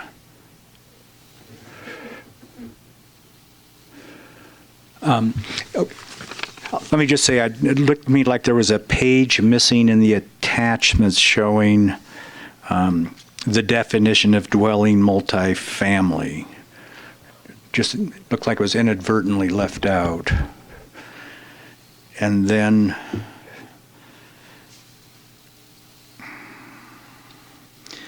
for the definition of manufactured housing multifamily, it looked like at the end of the definition we had an incomplete sentence. I was wondering if we could just make it a complete sentence. Which definition was that? It's the manufactured housing multifamily, amended to refer the reader to dwelling multifamily. What page? So I think if you go to the actual... Third bullet, page 8. Is that where you Well, are? it is the third bullet on page 8, and then I was looking at the attachment that shows the actual changes.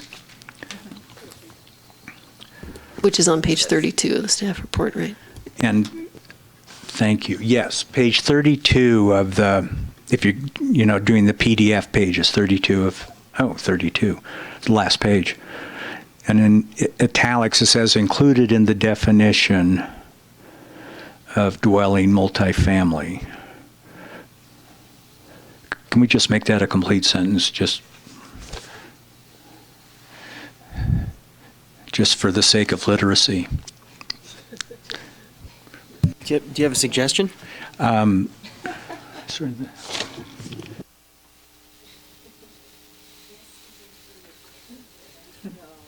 This is included would satisfy my grammatical concerns, so then I could let my school-age grandchildren read it and know that the adults can write complete sentences. I'm in support of your position.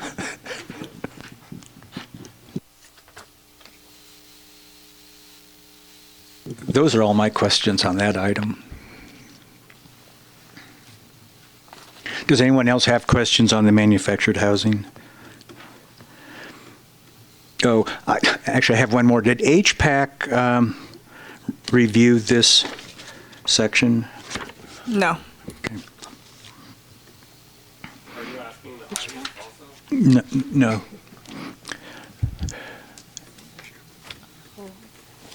Okay. Are we ready to move on to micro enterprise home kitchens? Yes. Okay, let's hit that one. I don't have any questions on this item. Does anyone else? No. I have a super quick one. Do we know what the fee is for a home occupation permit? About $250. I think it's a couple $100 around there. Thank you. I mean, I can look it up. It makes it rather expensive to do a cookie stand or lemonade stand. Are we ready to move into deliberations? I believe so. Okay, Yes. then let's. But no, actually, I do one last question for staff. I apologize. I digress. What's at jeopardy if we're not in compliance with the state? And I realize that this is probably a better question for Andy, but just if we could just touch on that broadly. I mean, we've been out of compliance and it's not pleasant. So we're trying to make sure that we're proactive in addressing the state's interests right now. I mean, if we had an out of compliant housing element, that's like a whole nother set of penalties. So we're really just trying to make sure that we keep up with the legislation that they have, knowing more is coming. So is there an immediate sort of person who's scrutinizing everything? No, but we do have to do an annual report that shows our progress in addressing, everything that we said we would do in our housing element. And they will catch stuff like that where, we should have changed our parking standards. We told them we would and we didn't do it. And then they'll tell us to do it. And I would say the compliance factor, I think it will be ratcheted up by the state. They have already increased how they are enforcing the housing element, and I think probably more will come down the line. Just for a point of reference, because it's interesting, SB 102 allows the state to fine cities up to $600,000 a month for a non-compliant housing element. And that's extreme. It doesn't start at 600,000, but if you're a jurisdiction that's dug in and doesn't want to satisfy your regional housing needs assessment, that's your potential penalty. Thank you. That's how serious they are. Yeah, I think it might also impair funding in some situations, depending on what the nature of the delay is. And then, as they were saying, ratcheting up. If you don't comply within a certain time, then you're subject to a more rigorous standard to achieve at some future date. So I think we're ready to move on to deliberations then. Great. Yeah, I can summarize my position. I'm fine with what staff proposes and would be ready to move or second or vote for a motion to adopt the resolution, which includes the withdrawal of that one paragraph of the staff report at the top of page 4, the cleanup item on secondary residential units. And your amendment to that sentence. Adding this is. Oh, thank you, David. You're welcome.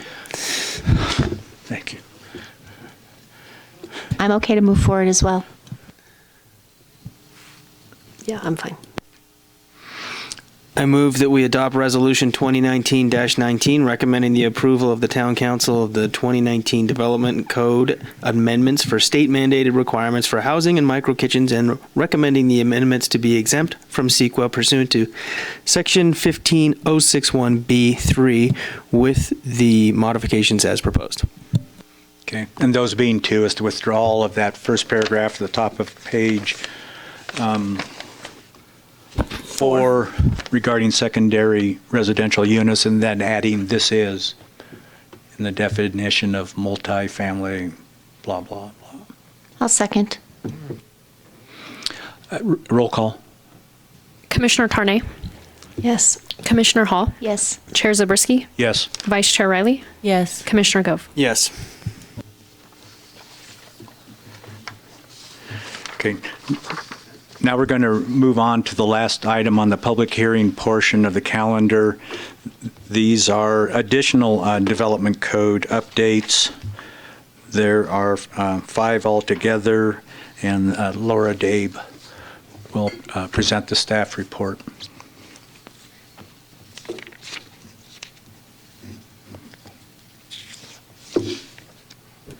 All right. Hello again. More development code. So overview of what we're going to talk about.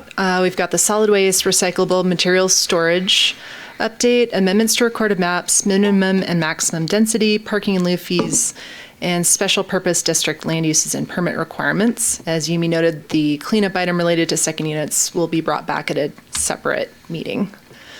So our first item is the solid waste and recyclables section of the code. We have standards that talks about construction and operation of the solid waste and recyclable storage areas to be compliant with state law. And what we've recognized over the past few months was that our code requirements were a little bit behind the curve in terms of what the state requires and also what our current solid waste ordinance requires. So we're proposing some updates to bring everything into compliance.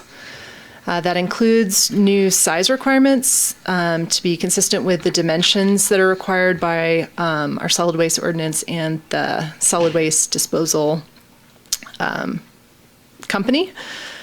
We would also be updating the common area storage requirements and requirements for multifamily and non-residential. So you can see in this picture over here, that's an example of a storage area in downtown Truckee. And this picture would be what we're trying to avoid, bears.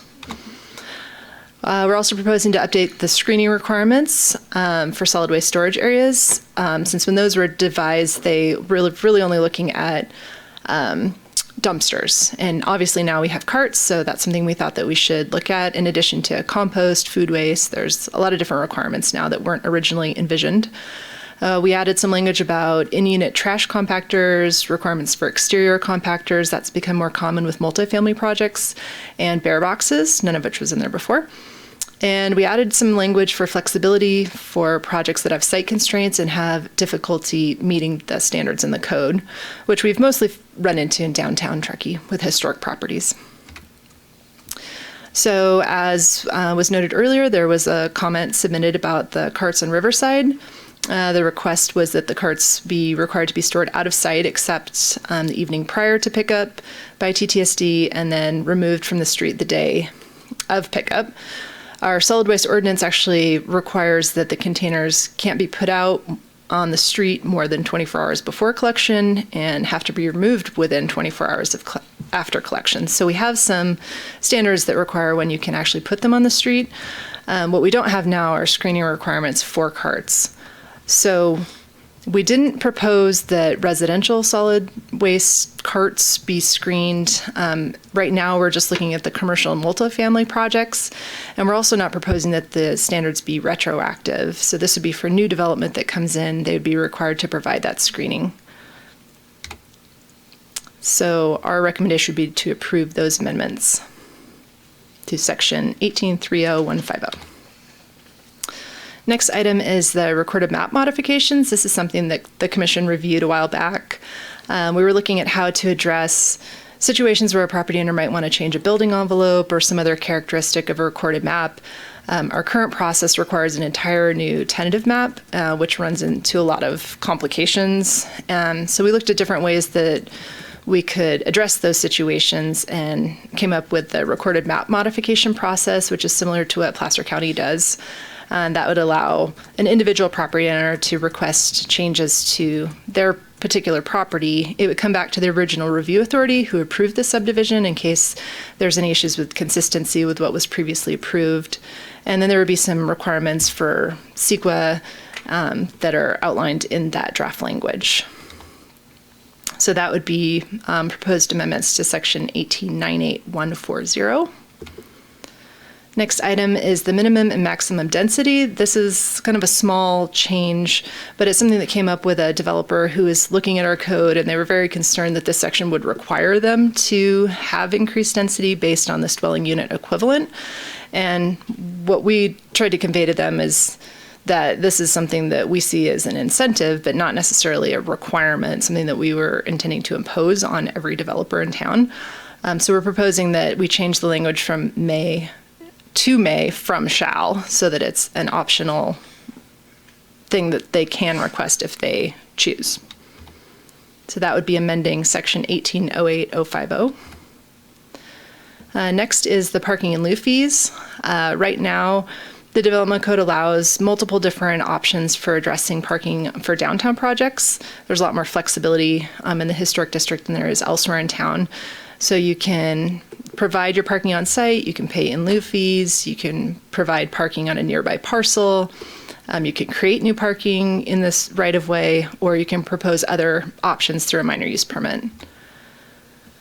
So right now, the community development director has the discretion to approve the in lieu fees in the downtown mixed use and downtown commercial zoning districts, but there's no guidance on what amount of a project's parking demand it would be appropriate to allow.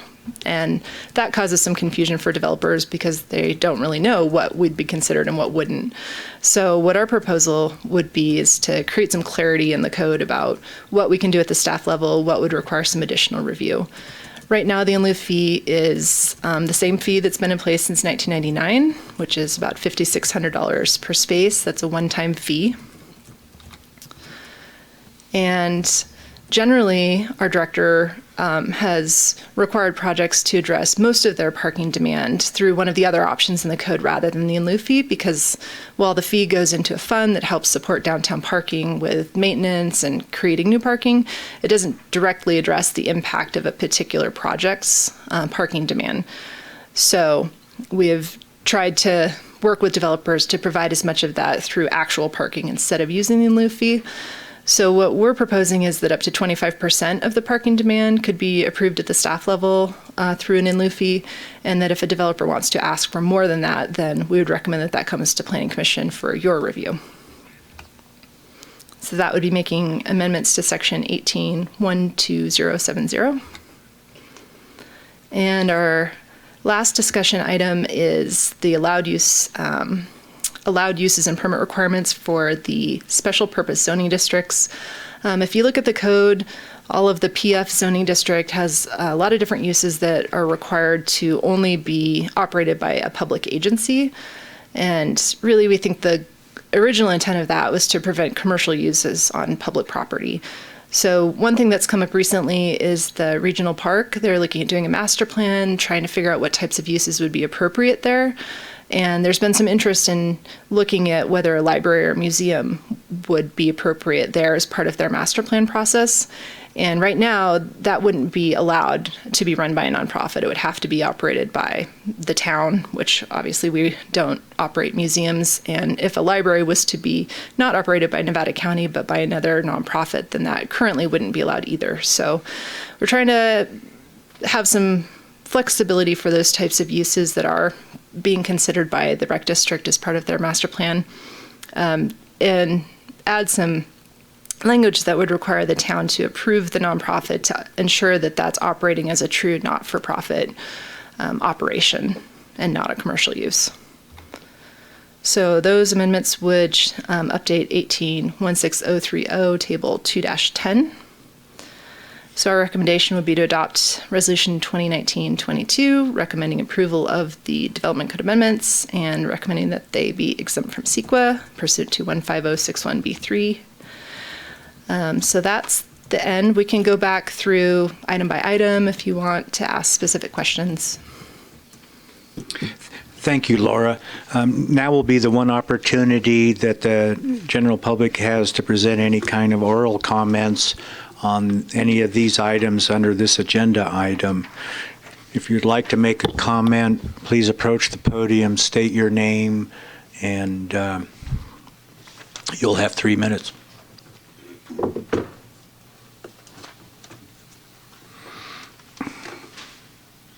Rolf Godon again. Had some really big concerns about the in lieu parking situation.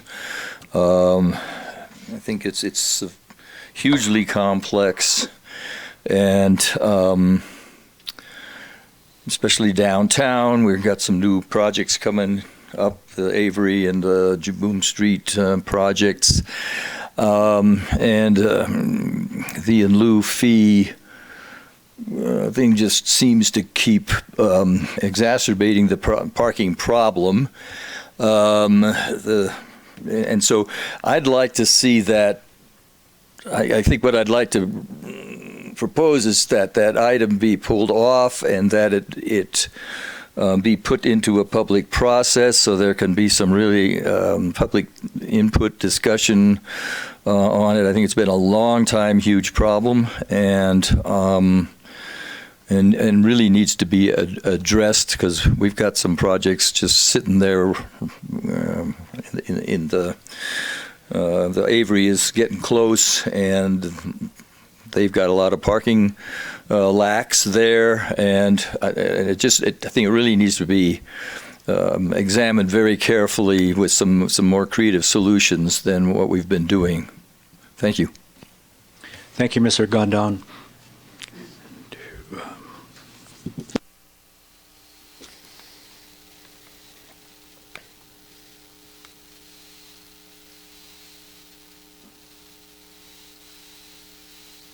My turn?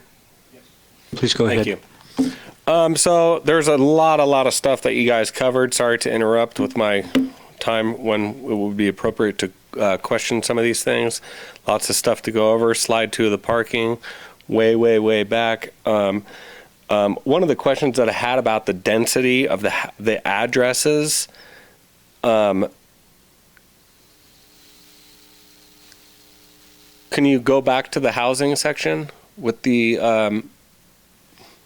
do you stop the clock while she returns to that slide?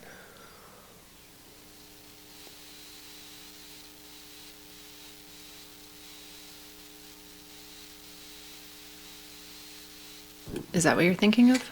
Yeah, there was a couple things. So one, I want to better understand mixing the 36 people into one unit and the 12 different, or in one household.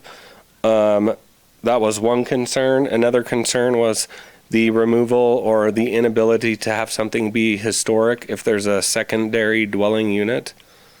The question specifically to that would be, where would, if I can ask a question and to have someone answer it, if I am to put a secondary unit on my property, it sounds like, and I know some of this stuff, it sounded like it would be voted on later, but I saw a whole bunch of approvals when you're flashing through the slides there. So even though it looks like it will be put off to a later discussion, I want to make sure that it's not, unless that's I'm misunderstanding. So I believe that there's 16 units per acre in the downtown mixed-use area. Someone could clarify that for me. And then also, does each unit have an address? And if a unit is a studio and you have 36 studios instead of a bedroom or a 2-bedroom, will those studios all have to have separate addresses? And if they're all separate addresses, 36, does that actually meet the 16 units per acre? Something to that effect. And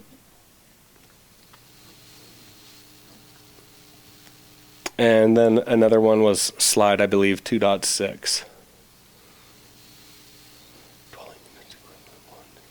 Yeah, so actually that slide that you just had would be a good slide to look at. Yeah, that one right there. So we're talking about having however many studios on some of these places, even if it's a hotel at the Hotel Avery, and I'm not sure if we've gotten to that section yet. Can you wrap up, Mr. B? Yes, thank you. Is a studio going to have an address, and is that considered a unit? So are you going to split the address in half to make that unit separate or something? Like, how does that work? Because in order to have one unit, you need to have 3 bedrooms or more. So this seems like unavailable, not to mention in that scenario right there, you would only have to have like 1 parking spot. Thank you. Thank you, Mr. Biega. Is there anyone else in the general public who would like to make a comment? Okay, let's move on then to commission questions for the staff. And let's follow the same format we did with the last agenda item and go one by one, starting with the solid waste recyclable material storage. And I had just one question. It was related to some kind of estimate of what it will cost the people required to comply with this ordinance. Do we have any kind of ballpark average figures or anything that would indicate what it's going to cost people? Can I say something really quick? It appears to me that we're changing to a smaller amount of space. I have gone through and done the math for the number of units and the cubic yardage versus cubic footage, and we're requiring smaller space moving forward than we were in the past. I'm fine if you want to address Susie's question first. I think what I'm saying is that it's not recast going to it. require anybody to make it bigger. It's making it smaller than it was. So it's not going to cause any more expense than was already required. It would. Okay, let me reframe that as a question. Will this increase storage areas or reduce them? So we have Mel here from our solid waste division, so she Okay. could explain what the current ordinance requirements are for, I mean, the big change was switching to carts. Okay.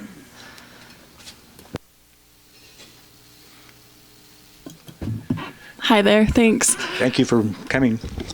Thanks. So what we did change as far as the dimensions is we made it more applicable to what the waste hauler is actually looking at. So the cubic, was it cubic yards before? The old one was in cubic yards. The new one is in cubic feet. Yeah, so we actually broke down the width and depth that are required for the dimensions. Other way around, sorry. So instead of just putting cubic yards or cubic feet, we broke down the actual dimensions, the width and depth that the waste hauler requires to service the dumpsters.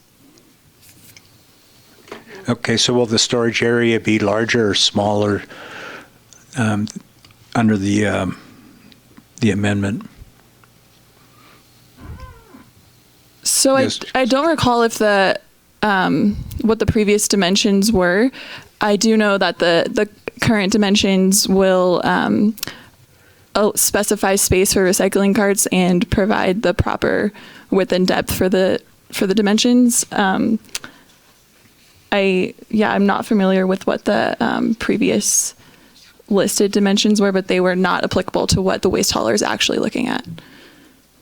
Okay, so we're not requiring on average an additional 7 square feet of storage area per recycling cart? Can you repeat that? Yes. Are we adding 7 square feet of storage area per cycling cart under this amendment? Yes. So we're adding space for the recycling carts. For the recycling.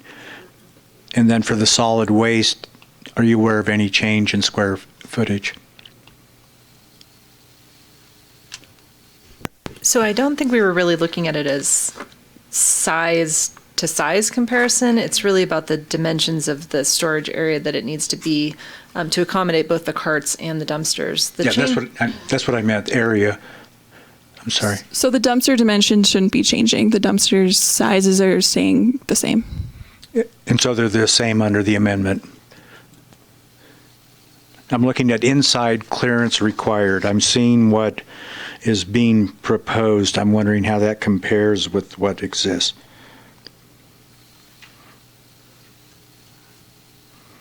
Which table are you looking at? I'm on page 3 of the staff report, table 3-4.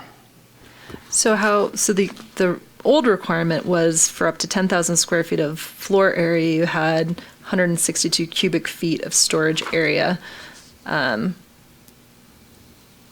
so for commercial uses, we didn't specify exactly what size it was going to need to be because it varies depending on the service needs of the particular use. That's why we included the language that, our solid waste division would work with individual owners to figure out exactly what they need. So we're trying to build in some flexibility here because it's not every single business won't have the same exact storage area needs.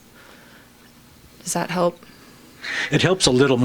Susie and I think, have different questions. One is Susie believes that the storage areas overall under this amendment are being reduced. My question really goes to what is it going to cost the people who are subject to this regulation? How much more, or maybe under Susie's analysis, how much less is it going to cost people to comply with this requirement? And I realize it's a ballpark figure, but I can see people who are affected wanting to know what that ballpark figure is. So this would be for new development. So they would be looking at these new standards. We wouldn't retroactively apply it to existing businesses. Okay. So there would be no cost to the existing owners. And I don't think that we can really break it down exactly by the square footage to square footage because it will vary.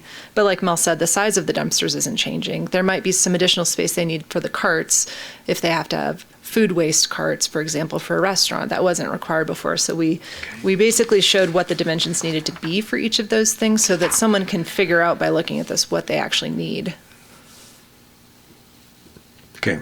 So we aren't able to figure out how much that would increase the cost of a Yeah, I don't know that we have an exact estimate. It to some degree, people propose different types of enclosures, and some folks go for the really bare bones, meets the minimum requirements, and then you've got some folks that treat it as kind of an architectural part of their development, and they want something that's nicer, and it's hard to quantify the differences between those two. Okay, and I would like to think that if the costs were substantial, we'd have somebody showing up and opposing the amendment, and I haven't seen anybody. Well, and what we're trying to do that is avoid what has happened in the past where we were using these older development code standards and then the operator goes to the hauler and says, I need, my trash service, and then they don't have the adequate means to service them, and then all of a sudden we're doing an after the fact change to try and get them, oh, we forgot you need a grease bin, and now you need to address your compost. We're trying to make it align better so that they're not getting different answers from the hauler versus what the town is telling them up front. Thank you. Those are all my questions. Well, now I'm totally confused. So I'm looking at page, 3 of 32, number 1, B. So common storage area requirements. It says common solid waste and recyclable material storage containers shall be at least 1/3 of a cubic yard of container capacity per unit, assuming an average of 2 to 3 people and once a week collection. This is the sum of volumes of mixed waste and recycling. So I'm taking that 1/3 of a cubic yard, which equates to 9 cubic feet. And then I'm comparing that to your table down below from there, table 2.4, where you have 5 to 16 units, where you have 17 to 32 units.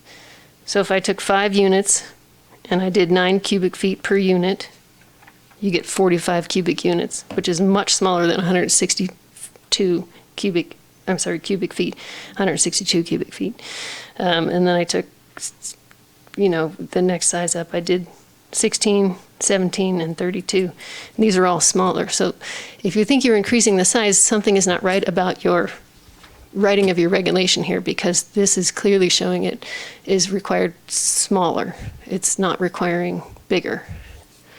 So the section that you're talking about, we tried to put enough guidance in here that people could figure out what their minimum size would be, but it's going to depend on what the actual service requirements are. So we thought about not putting any actual numbers in here, but we didn't think that that would be really helpful for people. We were just referring to the solid waste ordinance for everything. So we're trying to find the balance here between helping people estimate what they're going to need versus giving them a hard and fast number. It could go up, it could go down. I mean, a dumpster takes up a lot of space. If they can get by with carts instead, a lot of businesses have been choosing to do that because that just seems to work better for their space that they have to work with. And just to clarify, where you're looking common storage area requirements, the 1/3 of a cubic yard per unit, that is for the dumpster capacity.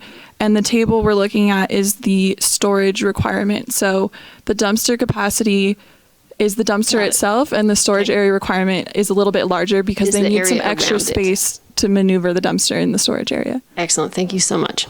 Sorry for the confusion.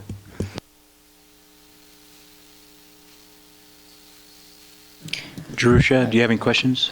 I don't. Nikki? I do. I have a couple questions. I have a comment. So you mentioned this is all for new projects. There's nothing retroactive. Can we do anything retroactive?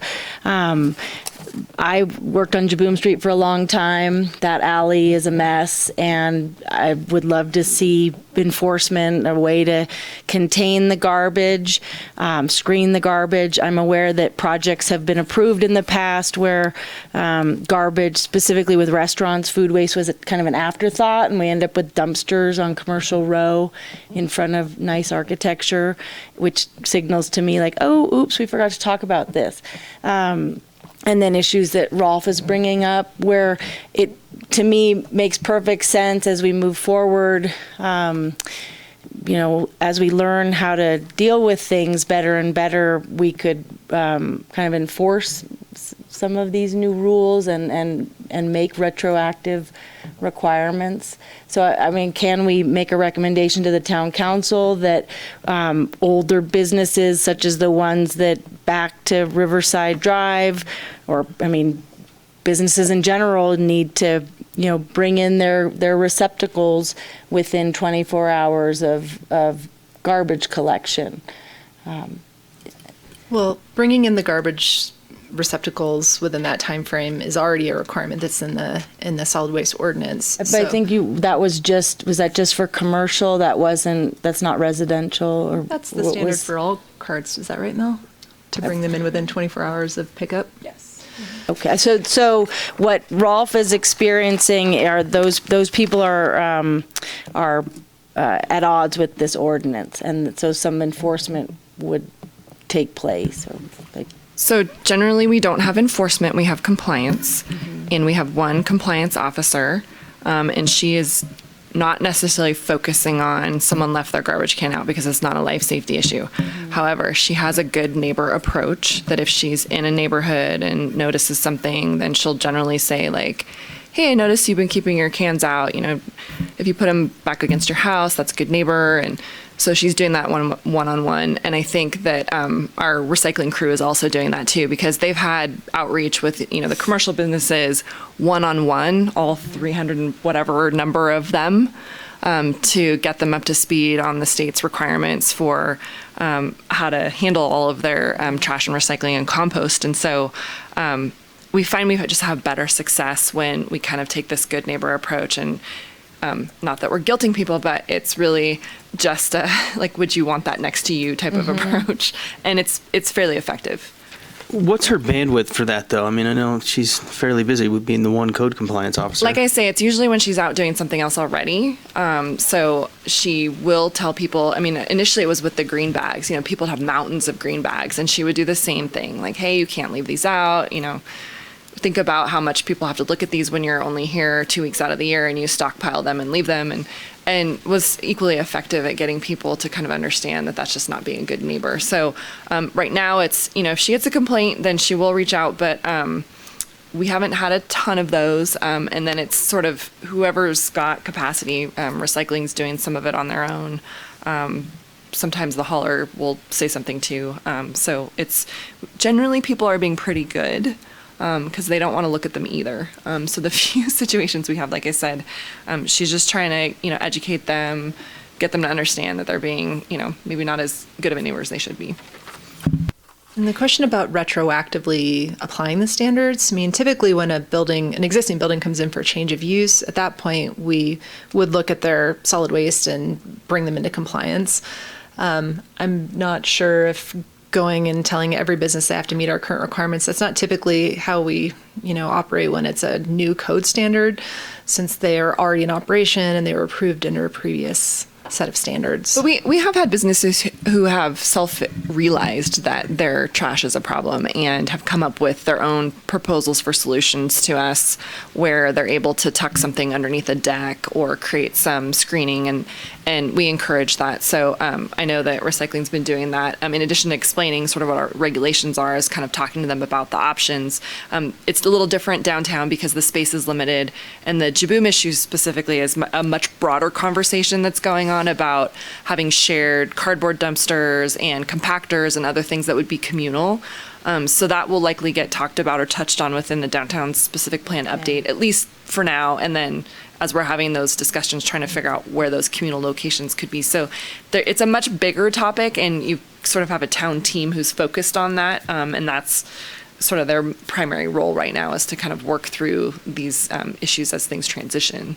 I mean, that's really where I see the biggest issue, is the grease traps and the dumpsters, and people sharing or using other people's dumpsters, and they're just not being maybe frequent enough pickups and such.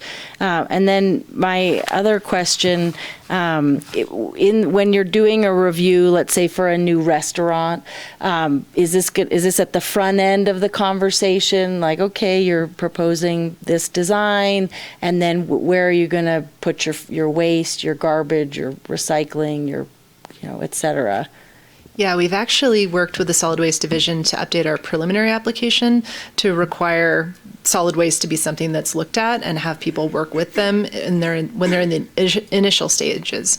And then we're also looking at redoing our land use applications for formal application submittals, and including requirements in there that they show that they've already spoken with solid waste, figured out what exactly they need for their particular use and how they're going to accommodate it. So because that is the issue, it's often an afterthought, and then by then it's a little bit too late sometimes. Okay, thank you. That's all I have. Any other questions on this, on the storage recycling? Okay, we'll move into, oh no, we won't.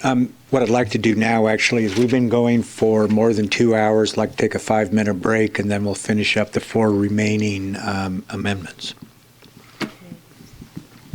Okay, so we're off the record.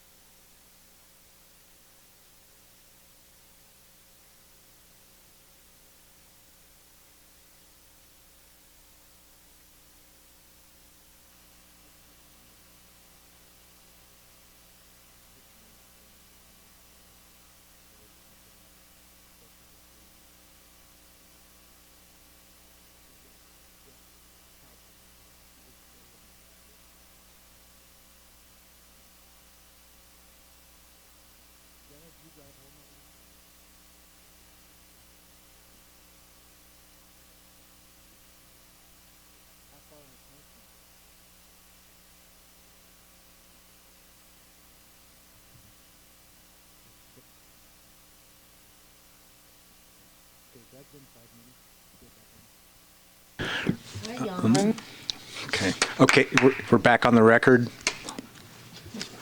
And so we're going to move on to the next of the five proposed amendments. This one, are we on the recorded maps now? Yes.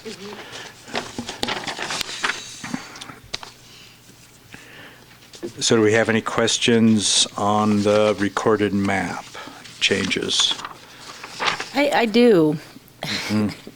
I have one question. I think, Laura, you mentioned that the review would be done by the original review body. And so my question is, if a subdivision was approved by Nevada County, how does that work? Like, if this pertained to a subdivision, would that not apply? It would be either the zoning administrator or the planning commission, okay. depending on the size of the map and how many parcels It's were not really involved. original approval body. That's the wording we use in the code, but it's the sort of review authority. So if it was Nevada County Planning Commission, then it would just be Town Planning Truckee, Commission. okay. And if it was Nevada County Zoning Administrator, it would be Town Zoning Administrator. It sparked that during the presentation. I was like, okay. Thank you. That's all. Dave, do you have any questions? I do not. Susie? Why are you looking at me? I collectively, I don't know if we can come to a better wording, but for number 7, the final action, this is on page 9 of 32. I feel like they were trying to summarize what was all supposed to happen there, and it took me about 4 times reading it and talking to Laura on the phone to figure out what it was trying to say. So I feel that we need to add at least the words with the county in one spot. I don't want to read the whole thing because it's evidently there's 3 steps in that, and I feel like it was not very clear. But at the end, it says a recorded map modification shall expire 24 months after approval unless the applicant has recorded the notice of modification prior to that date. And so evidently that recording the notice of modification is a separate process that has to happen with the county. It is not any of the things that happen here with the town. And so I feel like we just need to say recorded the notice of modification with the county prior to that date. Does that make sense? I don't know if anybody has read that, if anybody has understood it, if I'm being overly verbose, I understand that as well. Yeah, the previous sentence references documents shall be recorded with the Nevada County Recorder, but if you think it would be clearer to add that into the final sentence as well, we could do that. I mean, every point of discussion that says recorded in the development code references the county recorder. There isn't another recordation body. And I guess to me, it was recorded with a small r, and so it didn't appear that that was a process unto itself. Yeah, but, you know, again, I haven't done that process, so it doesn't seem very user-friendly, but... I have a question on another paragraph, but to me, paragraph 7's... Let's not wander. You don't think it's long enough? I'm sorry? No, I'm just saying, let's see if Susie's satisfied with the fact that there is one recordation body, and that is the county.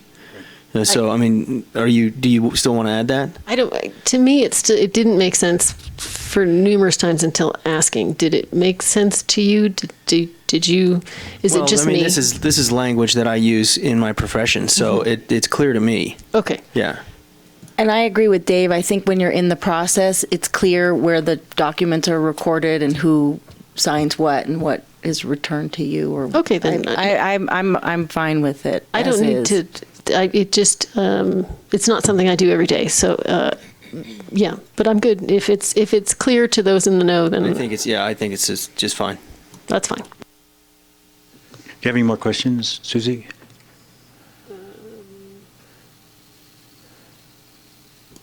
No, there was just, no, I had a question earlier about the if the conditions of approval were directly related to the map, or if it was map, comma, conditions of approval, but it is correct the way it is now.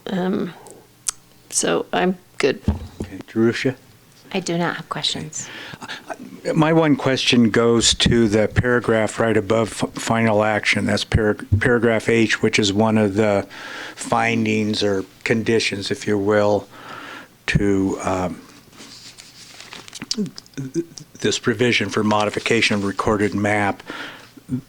And this has to do with CEQA. The way it reads now, it says, the way the proposed reading is the proposed modification is consistent with all previous CEQA documents approved or certified in connection with the property and does not create any new environmental impacts. My concern has to do with an expansion of an adverse environmental impact. I think one of the examples of a modification has to do with a building envelope.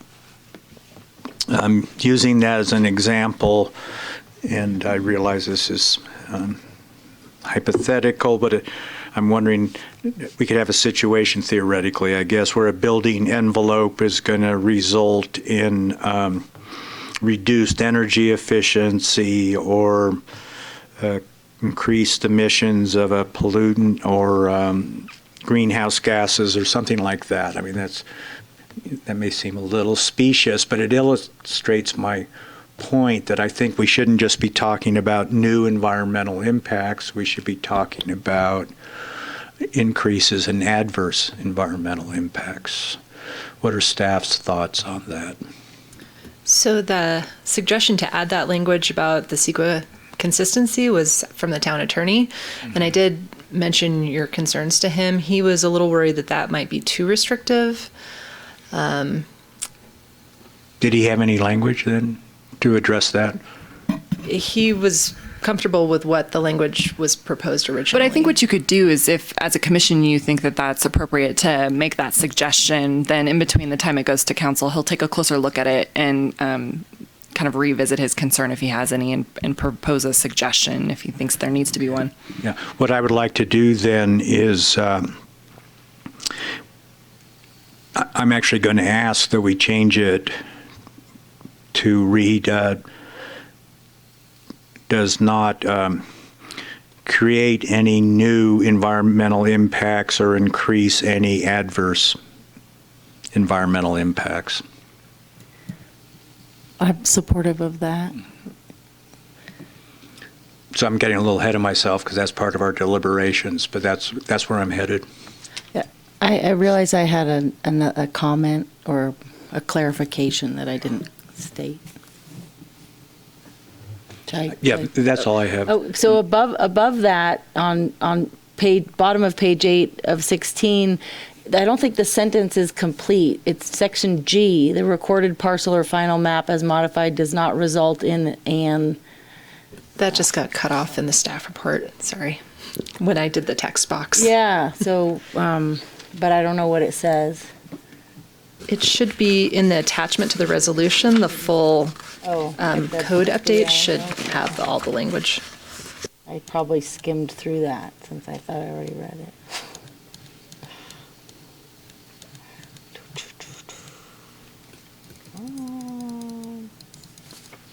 So G is the sentence that was cut off in the staff report was of dwelling units or a greater density than the recorded parcel or final map, and that is in the resolution language on page. Right, and that was the existing language. Which page? So Nikki, it was referencing existing code language. There weren't any changes in that one. The only thing that got changed was the numbering. Okay. From H to G. Mm-hmm. But what page is it? It's on B-55. B-55. Okay.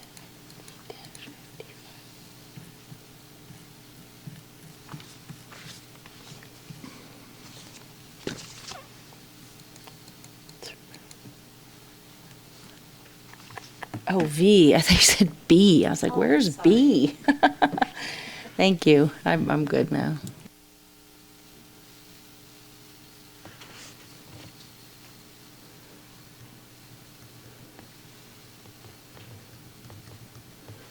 Is there a See question that? pending? No, I'm good. I'm good. Thanks. Okay. Are there any other questions on this item before we move on to minimum and maximum density? Okay, for questioning, let's move on to minimum and maximum density. Does anyone have any questions on this item? Yeah. And maybe go back to, this might be where Brian Biega had questions. Do you want to start with him? Well, I'm punting a little bit. Can staff address Brian Biega's questions on minimum and maximum density? I remember one was about mailbox addresses, which Yeah. I think the short answer would just be a separate residence gets a separate address. It's kind of something you work out with the post office, but Yeah, it sounded like some of it might have kind of crossed over into Yumi's update with the farm worker housing, the number of units and number of bedrooms and things like that. That which isn't part of this. So if you do have multiple dwelling units in a multifamily project, they would each have a different, usually a numbering convention or A, B, C, depending on the size of the property.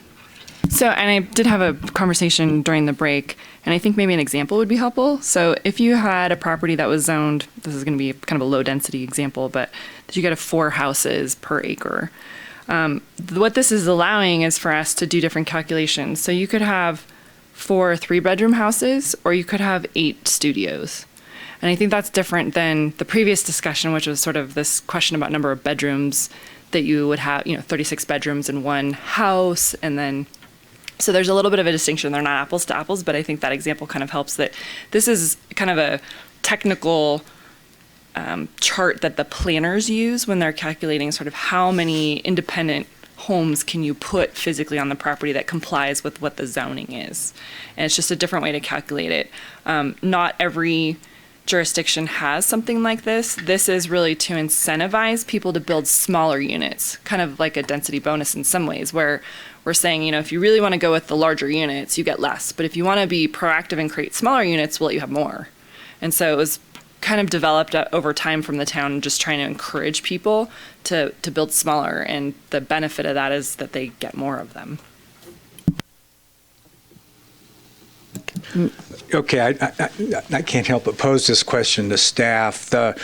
What this also tends to do, though, is favor individuals or couples over families with children, because it allows the developer to build more units if they're not just smaller in size, but they're fewer or no bedrooms at all. So in reality, we haven't had that many people come in and request to use this development standard. And in part because a lot of where our more common multifamily properties are, we're along Northwoods, and Tahoe Donner has their own restrictions on density, which are lower than what the town allows. And so people more frequently wanted to maximize with a 3-bedroom because that's what would get them the highest either rent or sale if it was a condo.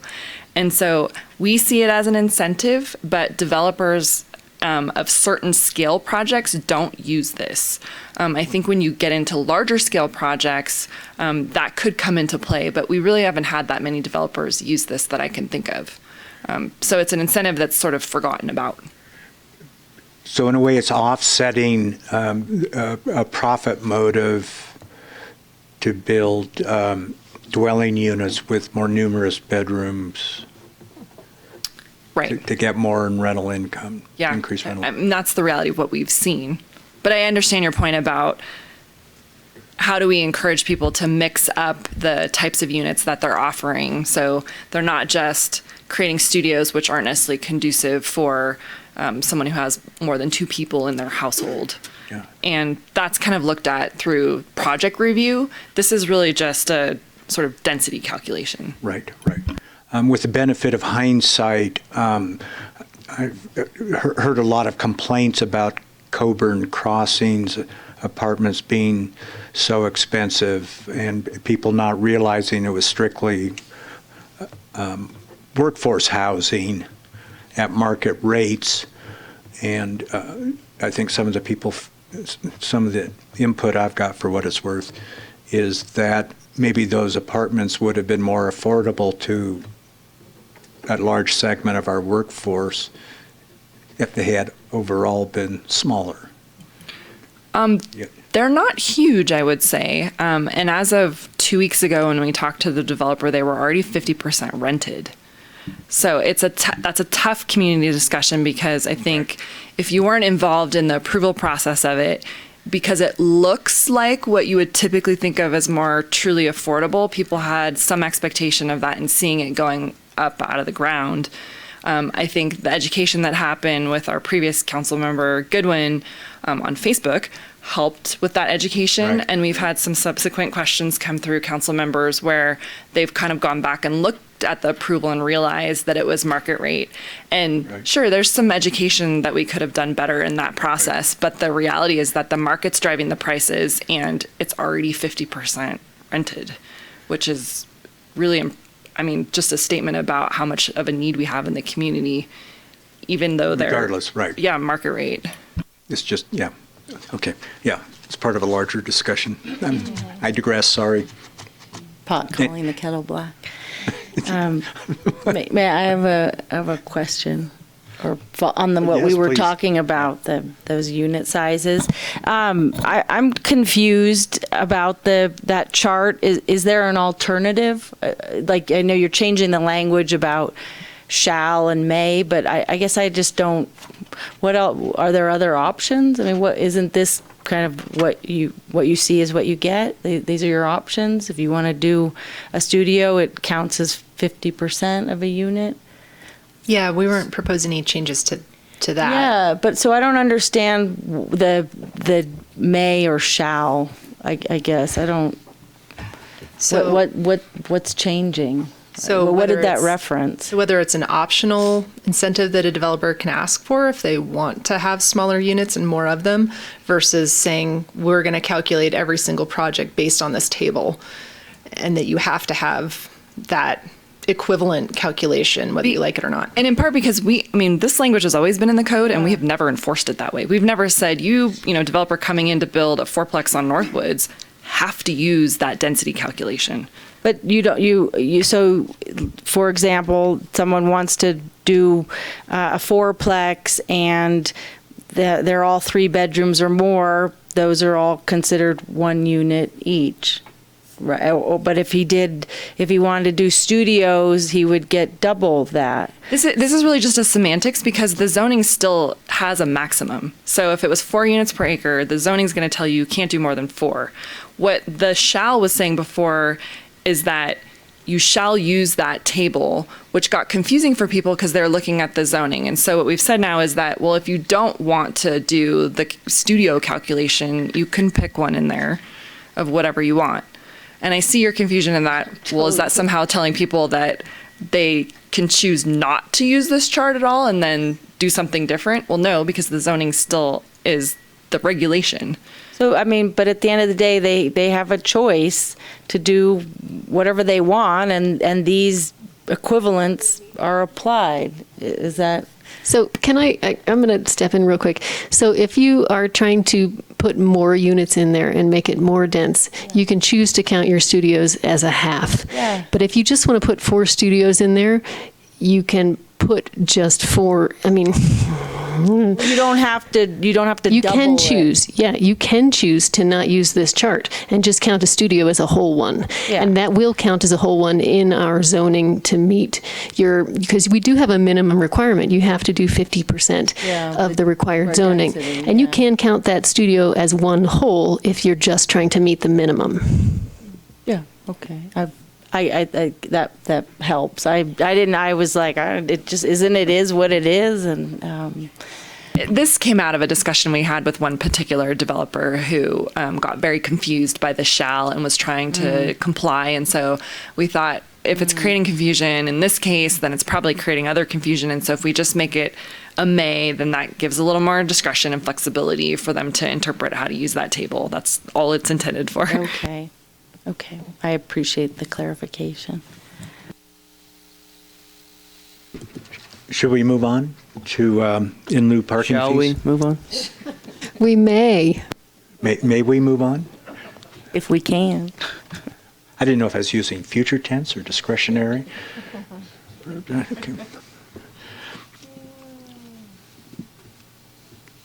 Okay, who wants to jump in on this one with questions for staff?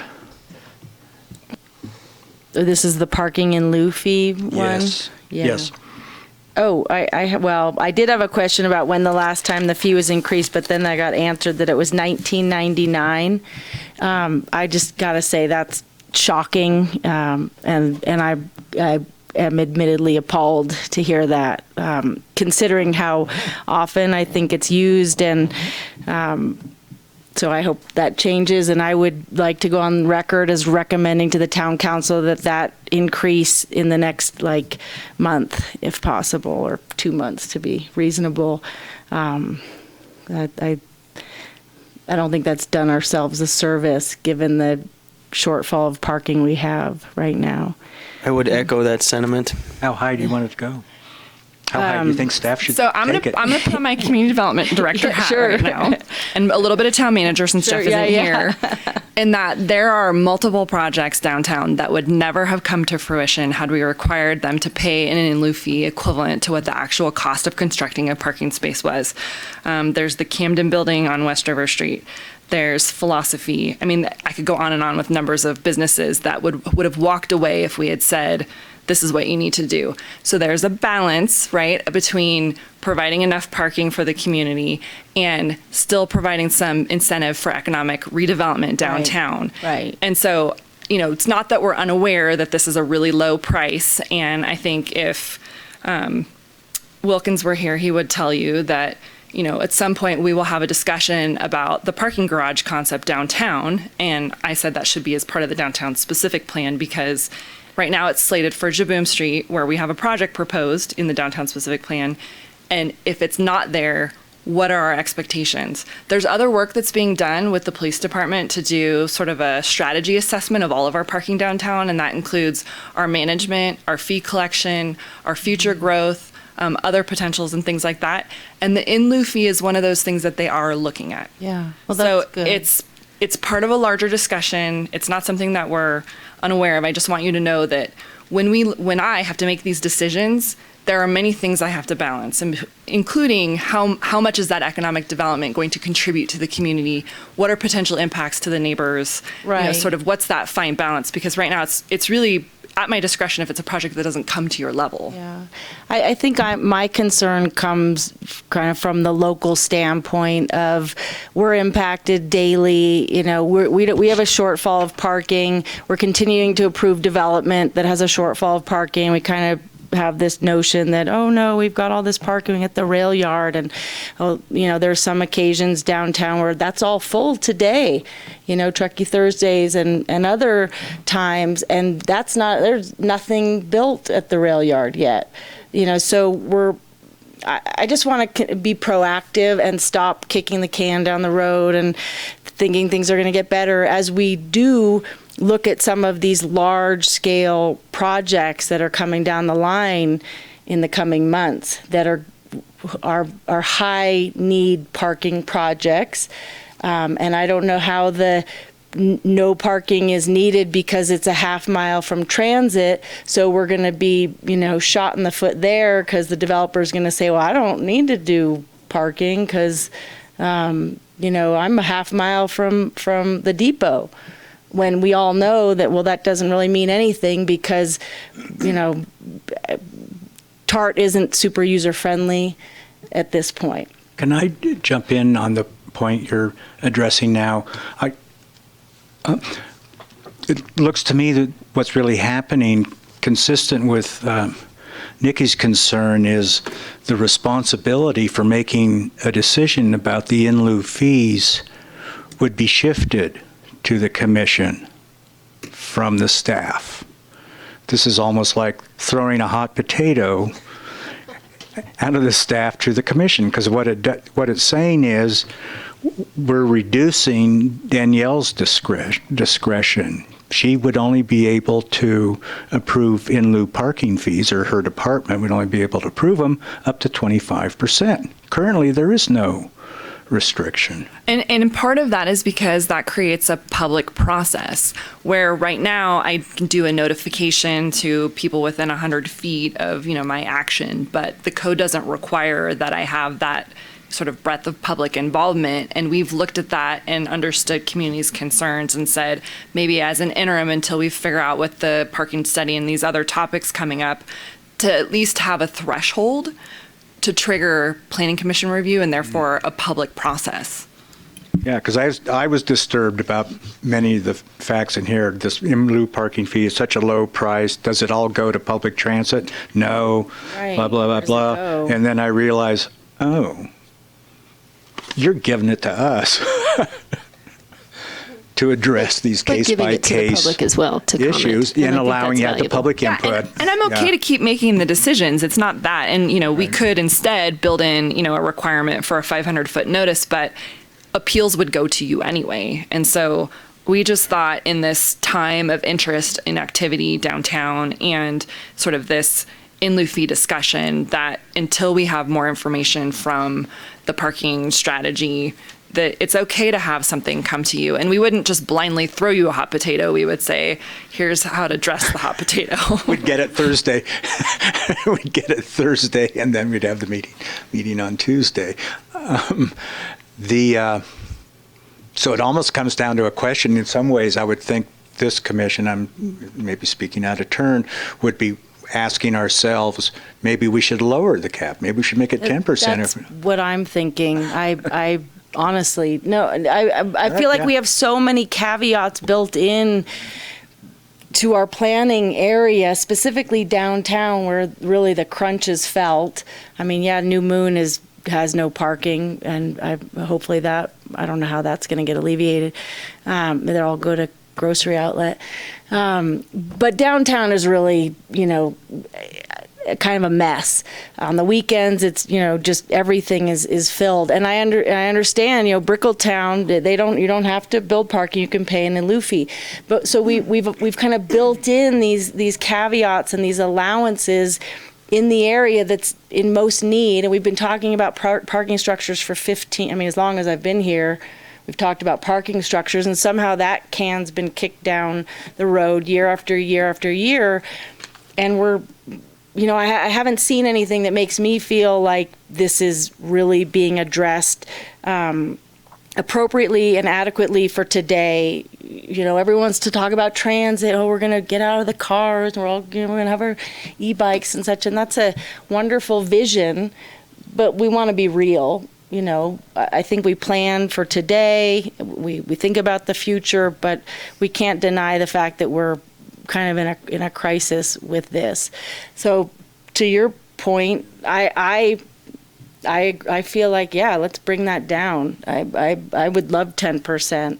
That's what came to my mind. I would say that these numbers, we just kind of took a stab at what seemed possibly reasonable. But if you feel like a different cap makes sense, then that's totally fine for you to discuss that. I think I'm thinking about what's coming down the line, big projects, no real existing parking, thoughts about parking on side streets and buying land somewhere and making a parking, area for a private development. I don't know how the oversight works on that. I mean, all these kind of layers of oversight and such, when the reality is we just need parking built.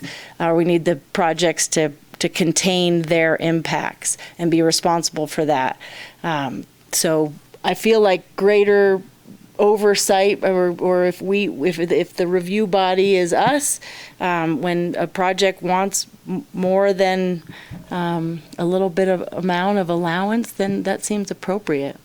And I, just as a sidebar, once we have some additional, when we have sort of that public draft of the parking strategy, we can have the parking district come and do a presentation to the planning commission about it also, because there are ways with management that you can address sort of your community parking needs in different ways than just adding more parking. And so they are looking at things like valet for certain times of the year. They're looking at sort of not bus transit, but a program similar to what they have in San Diego, where it's almost like a glorified golf cart that can be used during peak times to kind of shuttle people between different places, so that maybe if they're parking far away, they aren't driving between locations. I mean, they're being very innovative in the approaches that they're looking at that are things that could work in Truckee, not just sort of a one-size-fits-all approach. And I applaud that, and I know Rolf has proposed something that I think is a great concept with the trolley, you know, getting people from point A to point B, getting them out of the cars. But the reality is we're talking about housing in the downtown core, and whether that's on Jaboom Street or on peripheral streets or at the rail yard, we're talking about hundreds of units, not to mention Coburn, whether that impacts downtown. And if we don't get ahead of this, I just think it's going to be a mess. I feel like we're already kind of in mess mode, and it's not going to get better on its own. We're not an urban location. We don't have the infrastructure. Like I said, I mean, the bus, I love TARP, but, you know, it doesn't even go to Glenshire, and it's like once an hour, and you can't get back from the lake at night to Truckee. I don't know, remember what the weekend, you know, is, but I don't want to kick this can anymore. And I think if we can have a greater level of oversight, and if that means, you know, if someone wants more than 10% of their parking in lieu fees, that we review that. Okay. I really appreciate Danielle saying that the staff would provide us guidance. I'm still trying to grasp what our existing parking strategy policy / traffic policy is in the context of each of the projects that comes before us. All of that said, I want to be careful about what we wish for. What are we looking at in terms of additional agenda items as between a 10% cap and a 25% cap? I mean, it could be maybe 2 to 3 more projects a year, if I had to guess. Yeah, that were ones that were small enough that they would have fallen below a planning commission threshold. And a lot of times lately, these have been more of the sort of reuse of existing buildings, not, you know, the Hotel Avery projects, because those were ones that were already coming to the commission because of their size. So yeah, philosophy is the best example that would have come to you, where we, through a combination of in lieu fees and them creating some parking spaces and then us restriping out in front of their building, were able to make it work. So, you know, it's kind of that economic development versus, you know, is that an extra burden to them to come to the commission and allow for, you know, the public to understand what they're doing. And so that's why we kind of left the 25% to try and create, you know, although made up, a balance. Okay. Part of our deliberations may be whether we should have a floor on the parking demand created by a project before it comes before the commission on this issue. What are staff's thoughts on that? You know, for example, would it be any project, or a project where the parking demand is going to be 10 or more new parking spaces? I mean, I think the percentage is fine, because really smaller projects aren't going to have the same challenge. You know, they could pay for 1 or 2 in lieu fees and not come before the commission. Okay. And ultimately, the council will take whatever recommendation and whatever percent you land on, and weigh that against, you know, the potential to squash some economic development or have other implications. You know, they'll weigh that. And I think there's a difference too in use. You know, in time, you know, a residence has a different intensity of use than a restaurant or another type of commercial use. I think those all need to be considered. So you would say just any project that's going to be greater than, you're inclined to go with any project that's going to have more than 10% in lieu parking fees come before the commission? I think it makes sense. I think it allows for that kind of bigger picture conversation and what else is happening, what was just approved, kind of trying to move away from the vacuum and talk more globally. So coming back to questions, are there more questions? Dave or Jerusha or Susie, do you have questions on this topic? I do not. Okay. Susie? So Nikki, should we move into deliberations? Sure. Or wait, I'm too soon, aren't I? I'm sorry. We have one more.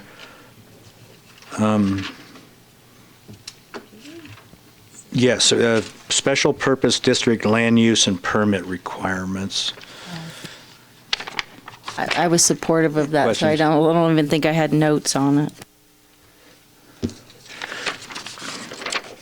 Okay, just for refreshment, it would allow nonprofits to sponsor libraries or museums within a public facility district. Is that a correct paraphrasing?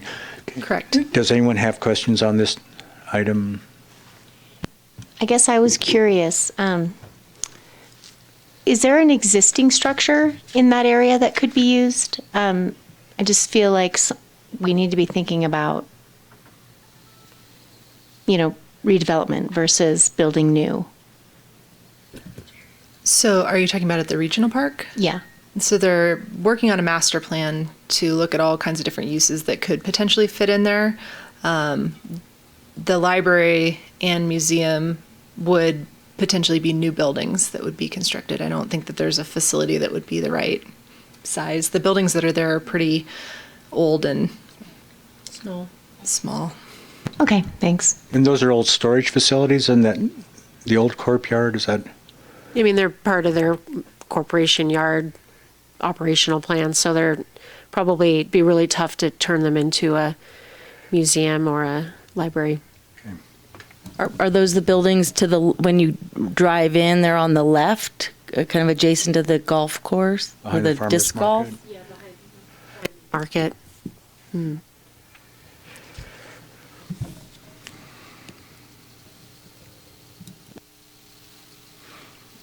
Are we ready to move into deliberations then? I believe we are. Okay.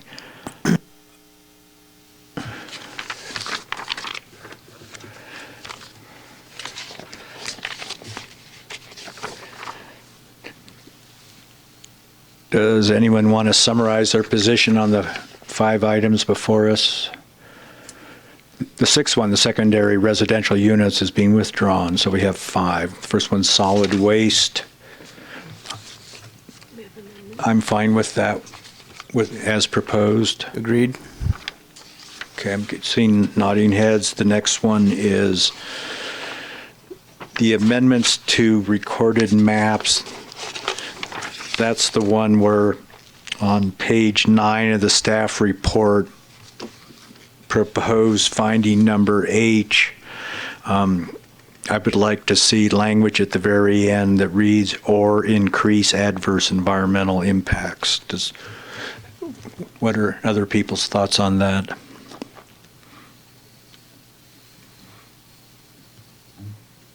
I would support that, but is it a little bit redundant? The reason I was asking for this language is because it says any new environmental impacts right now. I think one could argue that new means changed environmental impacts, but one could also say, oh, it doesn't say changes, it just says new. So to that extent, I'm looking for clarity. I don't want an ambiguity on what I think is an important point. Can you just change the word new to additional? I think that's another way of additional. Does not create additional. That's better, but I think there's still an ambiguity. It's fewer words. I love the economy of language. But Dave, how do you feel on this? I mean, I'm fine with adding that. Nikki? I'm supportive. Okay, can we move on then to minimum and maximum densities? I'm supportive of the staff's recommendation now that I have clarity. Yeah, thank you, Susie. So am I. And I'm very supportive because I have actually spoken before I was a planning commissioner with an individual who was confused and saying, why do I have to do twice as many? So I am super supportive of this and making it clear that you do not have to. Agreed. Agreed. Okay, and now we're on to special purpose district land uses, right? Oh, parking in lieu Parking. fees? Did I skip parking and lieu fees? The hot I'm button just going to gloss that topic. over. Not that big of a deal, Nikki. Okay. I'll just jump in that I really do support bringing that number down to 10% because I do feel like we're operating in a bit of a vacuum. And it's not that I really do need to learn more about parking, but I would like to have a better understanding of where we're going with that and the bigger picture. And to sort of understand, what are the fees and what are the options being used, and so we can have a better idea of how to address this growing problem. I agree. I think that we need to really scrutinize all parking moving forward with all these projects, and so I'm supportive of changing that number to 10% as well. So am I. So I had definitely thought about bringing the number down. I was thinking more somewhere between 15 or 20. Not married to it. But I will say that I am a proponent of getting people out of their cars and not necessarily. The more we accommodate cars, the more cars we'll get, is all I want to say. And so the more we make it easy for people to drive, the more people will drive. But I do see an excellent place for public comment on this. I see that as a good thing to bring that into the public format. I agree that we need to get people out of cars, but I think that we need to start taking a look at other resource options and implementing them before we just say, okay, we're not going to do, we're just going to get rid of parking spots and that's going to change everything. And I would love to look at taking that, just like Mr. Zabriskie said, taking the parking in lieu fee and putting it directly into public transportation, because that to me seems to make sense. Yeah, I kind of want the money where our mouths are, and I agree. I want to move forward, get more people out of their cars, but that has to be coupled with adequate transportation options and alternatives which don't exist today. And I mean, we need to be real, right? And when you've got your kids and all your other stuff, I mean, but let's be realistic. So I want to see us investing in transit and alternative ways to get people around, coupled with some parking solutions. So.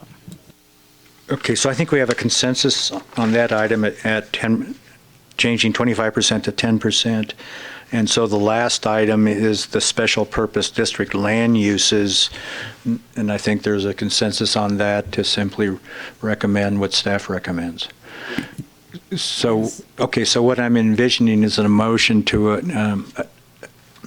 make the recommendations proposed by staff with two modifications. One is to add language to finding number H on the amendments to section 18.98140 by adding at the end of the sentence or increase in adverse environmental impacts. And then on the fourth item, which is section 18.12.070, to change 25% to 10% in the proposed amendment. Do I have a motion? I'll make a motion to approve what you just said. Adopt Resolution 2019-22 with the modifications you stated. Okay. H and 25 to 10%. I'll second that. Okay, roll call. Commissioner Tarnay. Yes. Commissioner Hall. Yes. Chair Zabriskie. Yes. Vice Chair Riley. Yes. Commissioner Gove. Yes. Thank you. Okay, I believe that ends the public hearing part of this proceeding, and now we have on the agenda Staff reports, which I guess there are none. Correct. Informational items.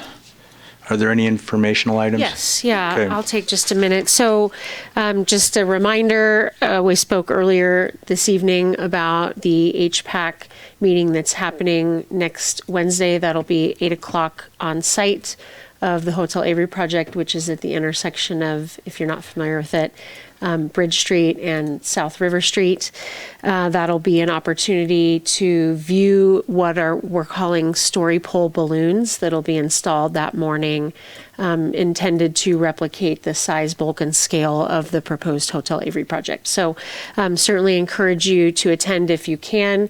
If you cannot, then as we also mentioned, we'll be taking lots of photographs. It sounds like we're even trying to work on getting our drone out there, so that information will be presented to the commission at a future date. Then you've got a meeting in October. We've got a number of possibilities for that evening, including a renewal for the Boulders project. That would be a new tentative map and development permit. Both of those have expired. Potentially a project on West River called the West River Cottages. That's a tentative map, plan development, and historic design review. That's possible. Another possibility is a tentative map for the Palisades Townhome project. We might have a cannabis delivery service along with, so that's a use permit. And then along with it, an amendment for the underlying property. There's some things that are out of compliance at the property where the cannabis delivery service is trying to go in. So we're looking at fixing that. And then maybe some additional development code updates, but that's also up in the air. So I would say all of these are a little uncertain at this point, but we should know more within the next couple weeks. And then we've got a couple things happening in November that we kind of know are out there as well. So for sure, we'll have meetings in October and November. On the development code update, staff's aware of the requests and the informations I've provided on. I'm trying to push for consideration of the 3-acre ban on ADUs in septic parcels. Yeah, I mean, we've had some dialogue. You've had some dialogue with Andy, and we have also, and then Drew has also participated in those dialogues, which he was doing our water quality work for the town before he went and became our GIS coordinator. So we have some ideas that I think could make it possible for us to make some changes that. Okay, you're working on it. We're working on it. Yeah. Okay. That's. Is that a Nevada County environmental health issue? I'm glad you asked. I mean, that's what I'm aware of, is that they're the oversight body. It was the Lahontan Regional Water Quality Board, wasn't it? Okay, essentially what I'm asking to have considered down the road, not tonight, is essentially what I'm positing is that the town's ban on ADUs on parcels with septic that are less than 3 acres in size, I'm positing that's redundant because the county, the Department of Environmental Health of the county, through an agreement with the Regional Water Quality Control Board, enforces the water quality regulations as they apply to septic systems. And I'm suggesting that's a sufficiently comprehensive system that we don't need, the town doesn't need a 3-acre limitation. That's what I'm throwing out there for consideration at a later date. Just a question on that, though. Maybe we don't need to talk about it now, but isn't it helpful for the town to get that out to people who, I mean, I wouldn't go to the county first, I would go to the town first. So I think that's kind of a helpful bit of information. I mean, I'm just saying, I get that it's redundant, but. I don't know how much we can be discussing because it's not agendized, but. Yeah, well, we can share information as it becomes available, but it is something that we're working on because there is interest. As I understand, the person can't get through the town without getting the permit from the county. Yeah. Environmental health has to sign off on all building permits before the town will issue them. I have a question on a different topic. Oh, good. I wanted an update on some road improvements on a couple specific roads. Maybe you guys can answer that. I know maybe Becky would be the best. I'm wondering, is Jaboom Street ever going to get resurfaced or paved? Because it's really probably one of the worst streets in town. So, I mean, we have a schedule of rotation of when the slurry seals happen.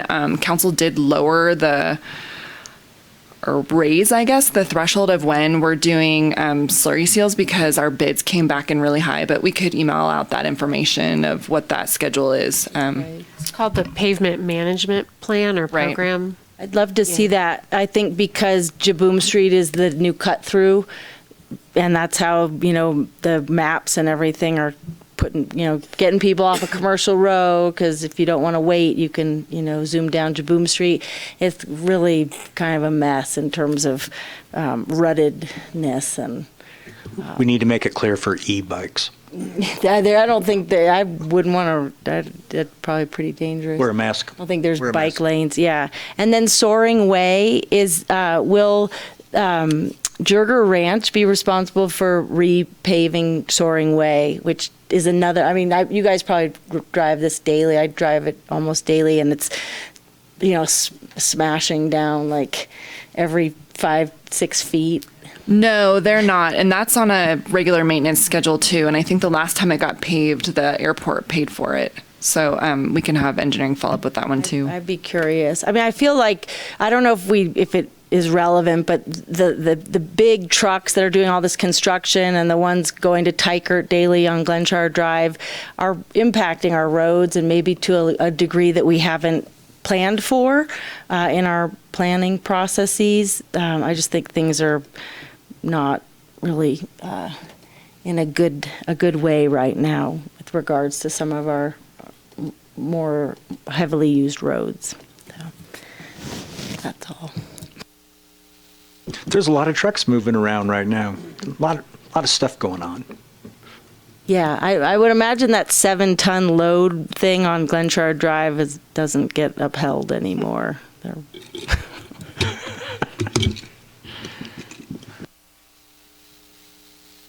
Are we ready to move on to upcoming commission meetings and agenda? Oh, we just did that. Commission member reports. Susie, what's been happening in town lately? I have a lot of things that I've done. I put a Post-it note. I went to August 21st, GPAC Climate Subcommittee. I met with Rolf Godon on August 22nd, and we talked about Avery and the tram and Billy Rose Park. I went to the August 23rd rail yard going vertical and saw some folks there. August 24th, I went to a movie at the Patagonia at North Star called Artificial, and it was very educational. And you don't want to hear about all my stuff. I did meet with Ruth Cross as well about similar things, HPAC and Avery. I went to the GPAC Housing Subcommittee, August 28th. I met with Paco about bike lanes. I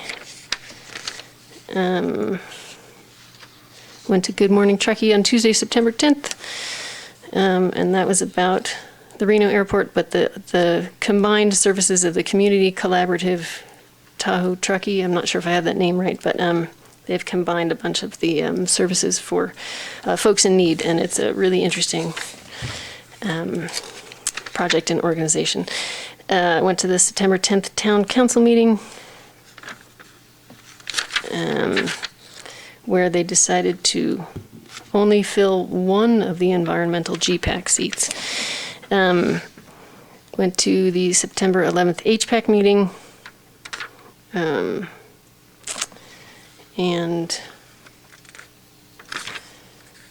then I think we're here. Oh, other than, what did we just do?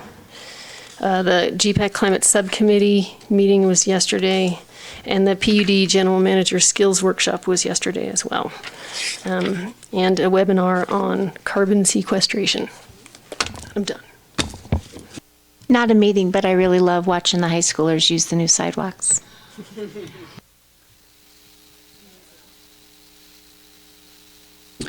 I saw Susie at the Going Vertical groundbreaking for Artist Lofts. Then I want staff to be aware. I'm trying to decide. I want staff to be aware that I'm treating this distribution of the letter from a concerned citizen to Truckee decision makers as essentially a general comment. It's just in written form. Okay. That's all I have. Nikki, what have you been doing? I went to Burning Man. Enough said. Enough said. Yeah, it was great. I have hurt feelings that you don't recall seeing me at the Going Vertical. Oh. But that's okay. I'll get over it. And I enjoyed the discussion. It was very helpful. That's all I have to report. Not ex-party. It was just a good discussion.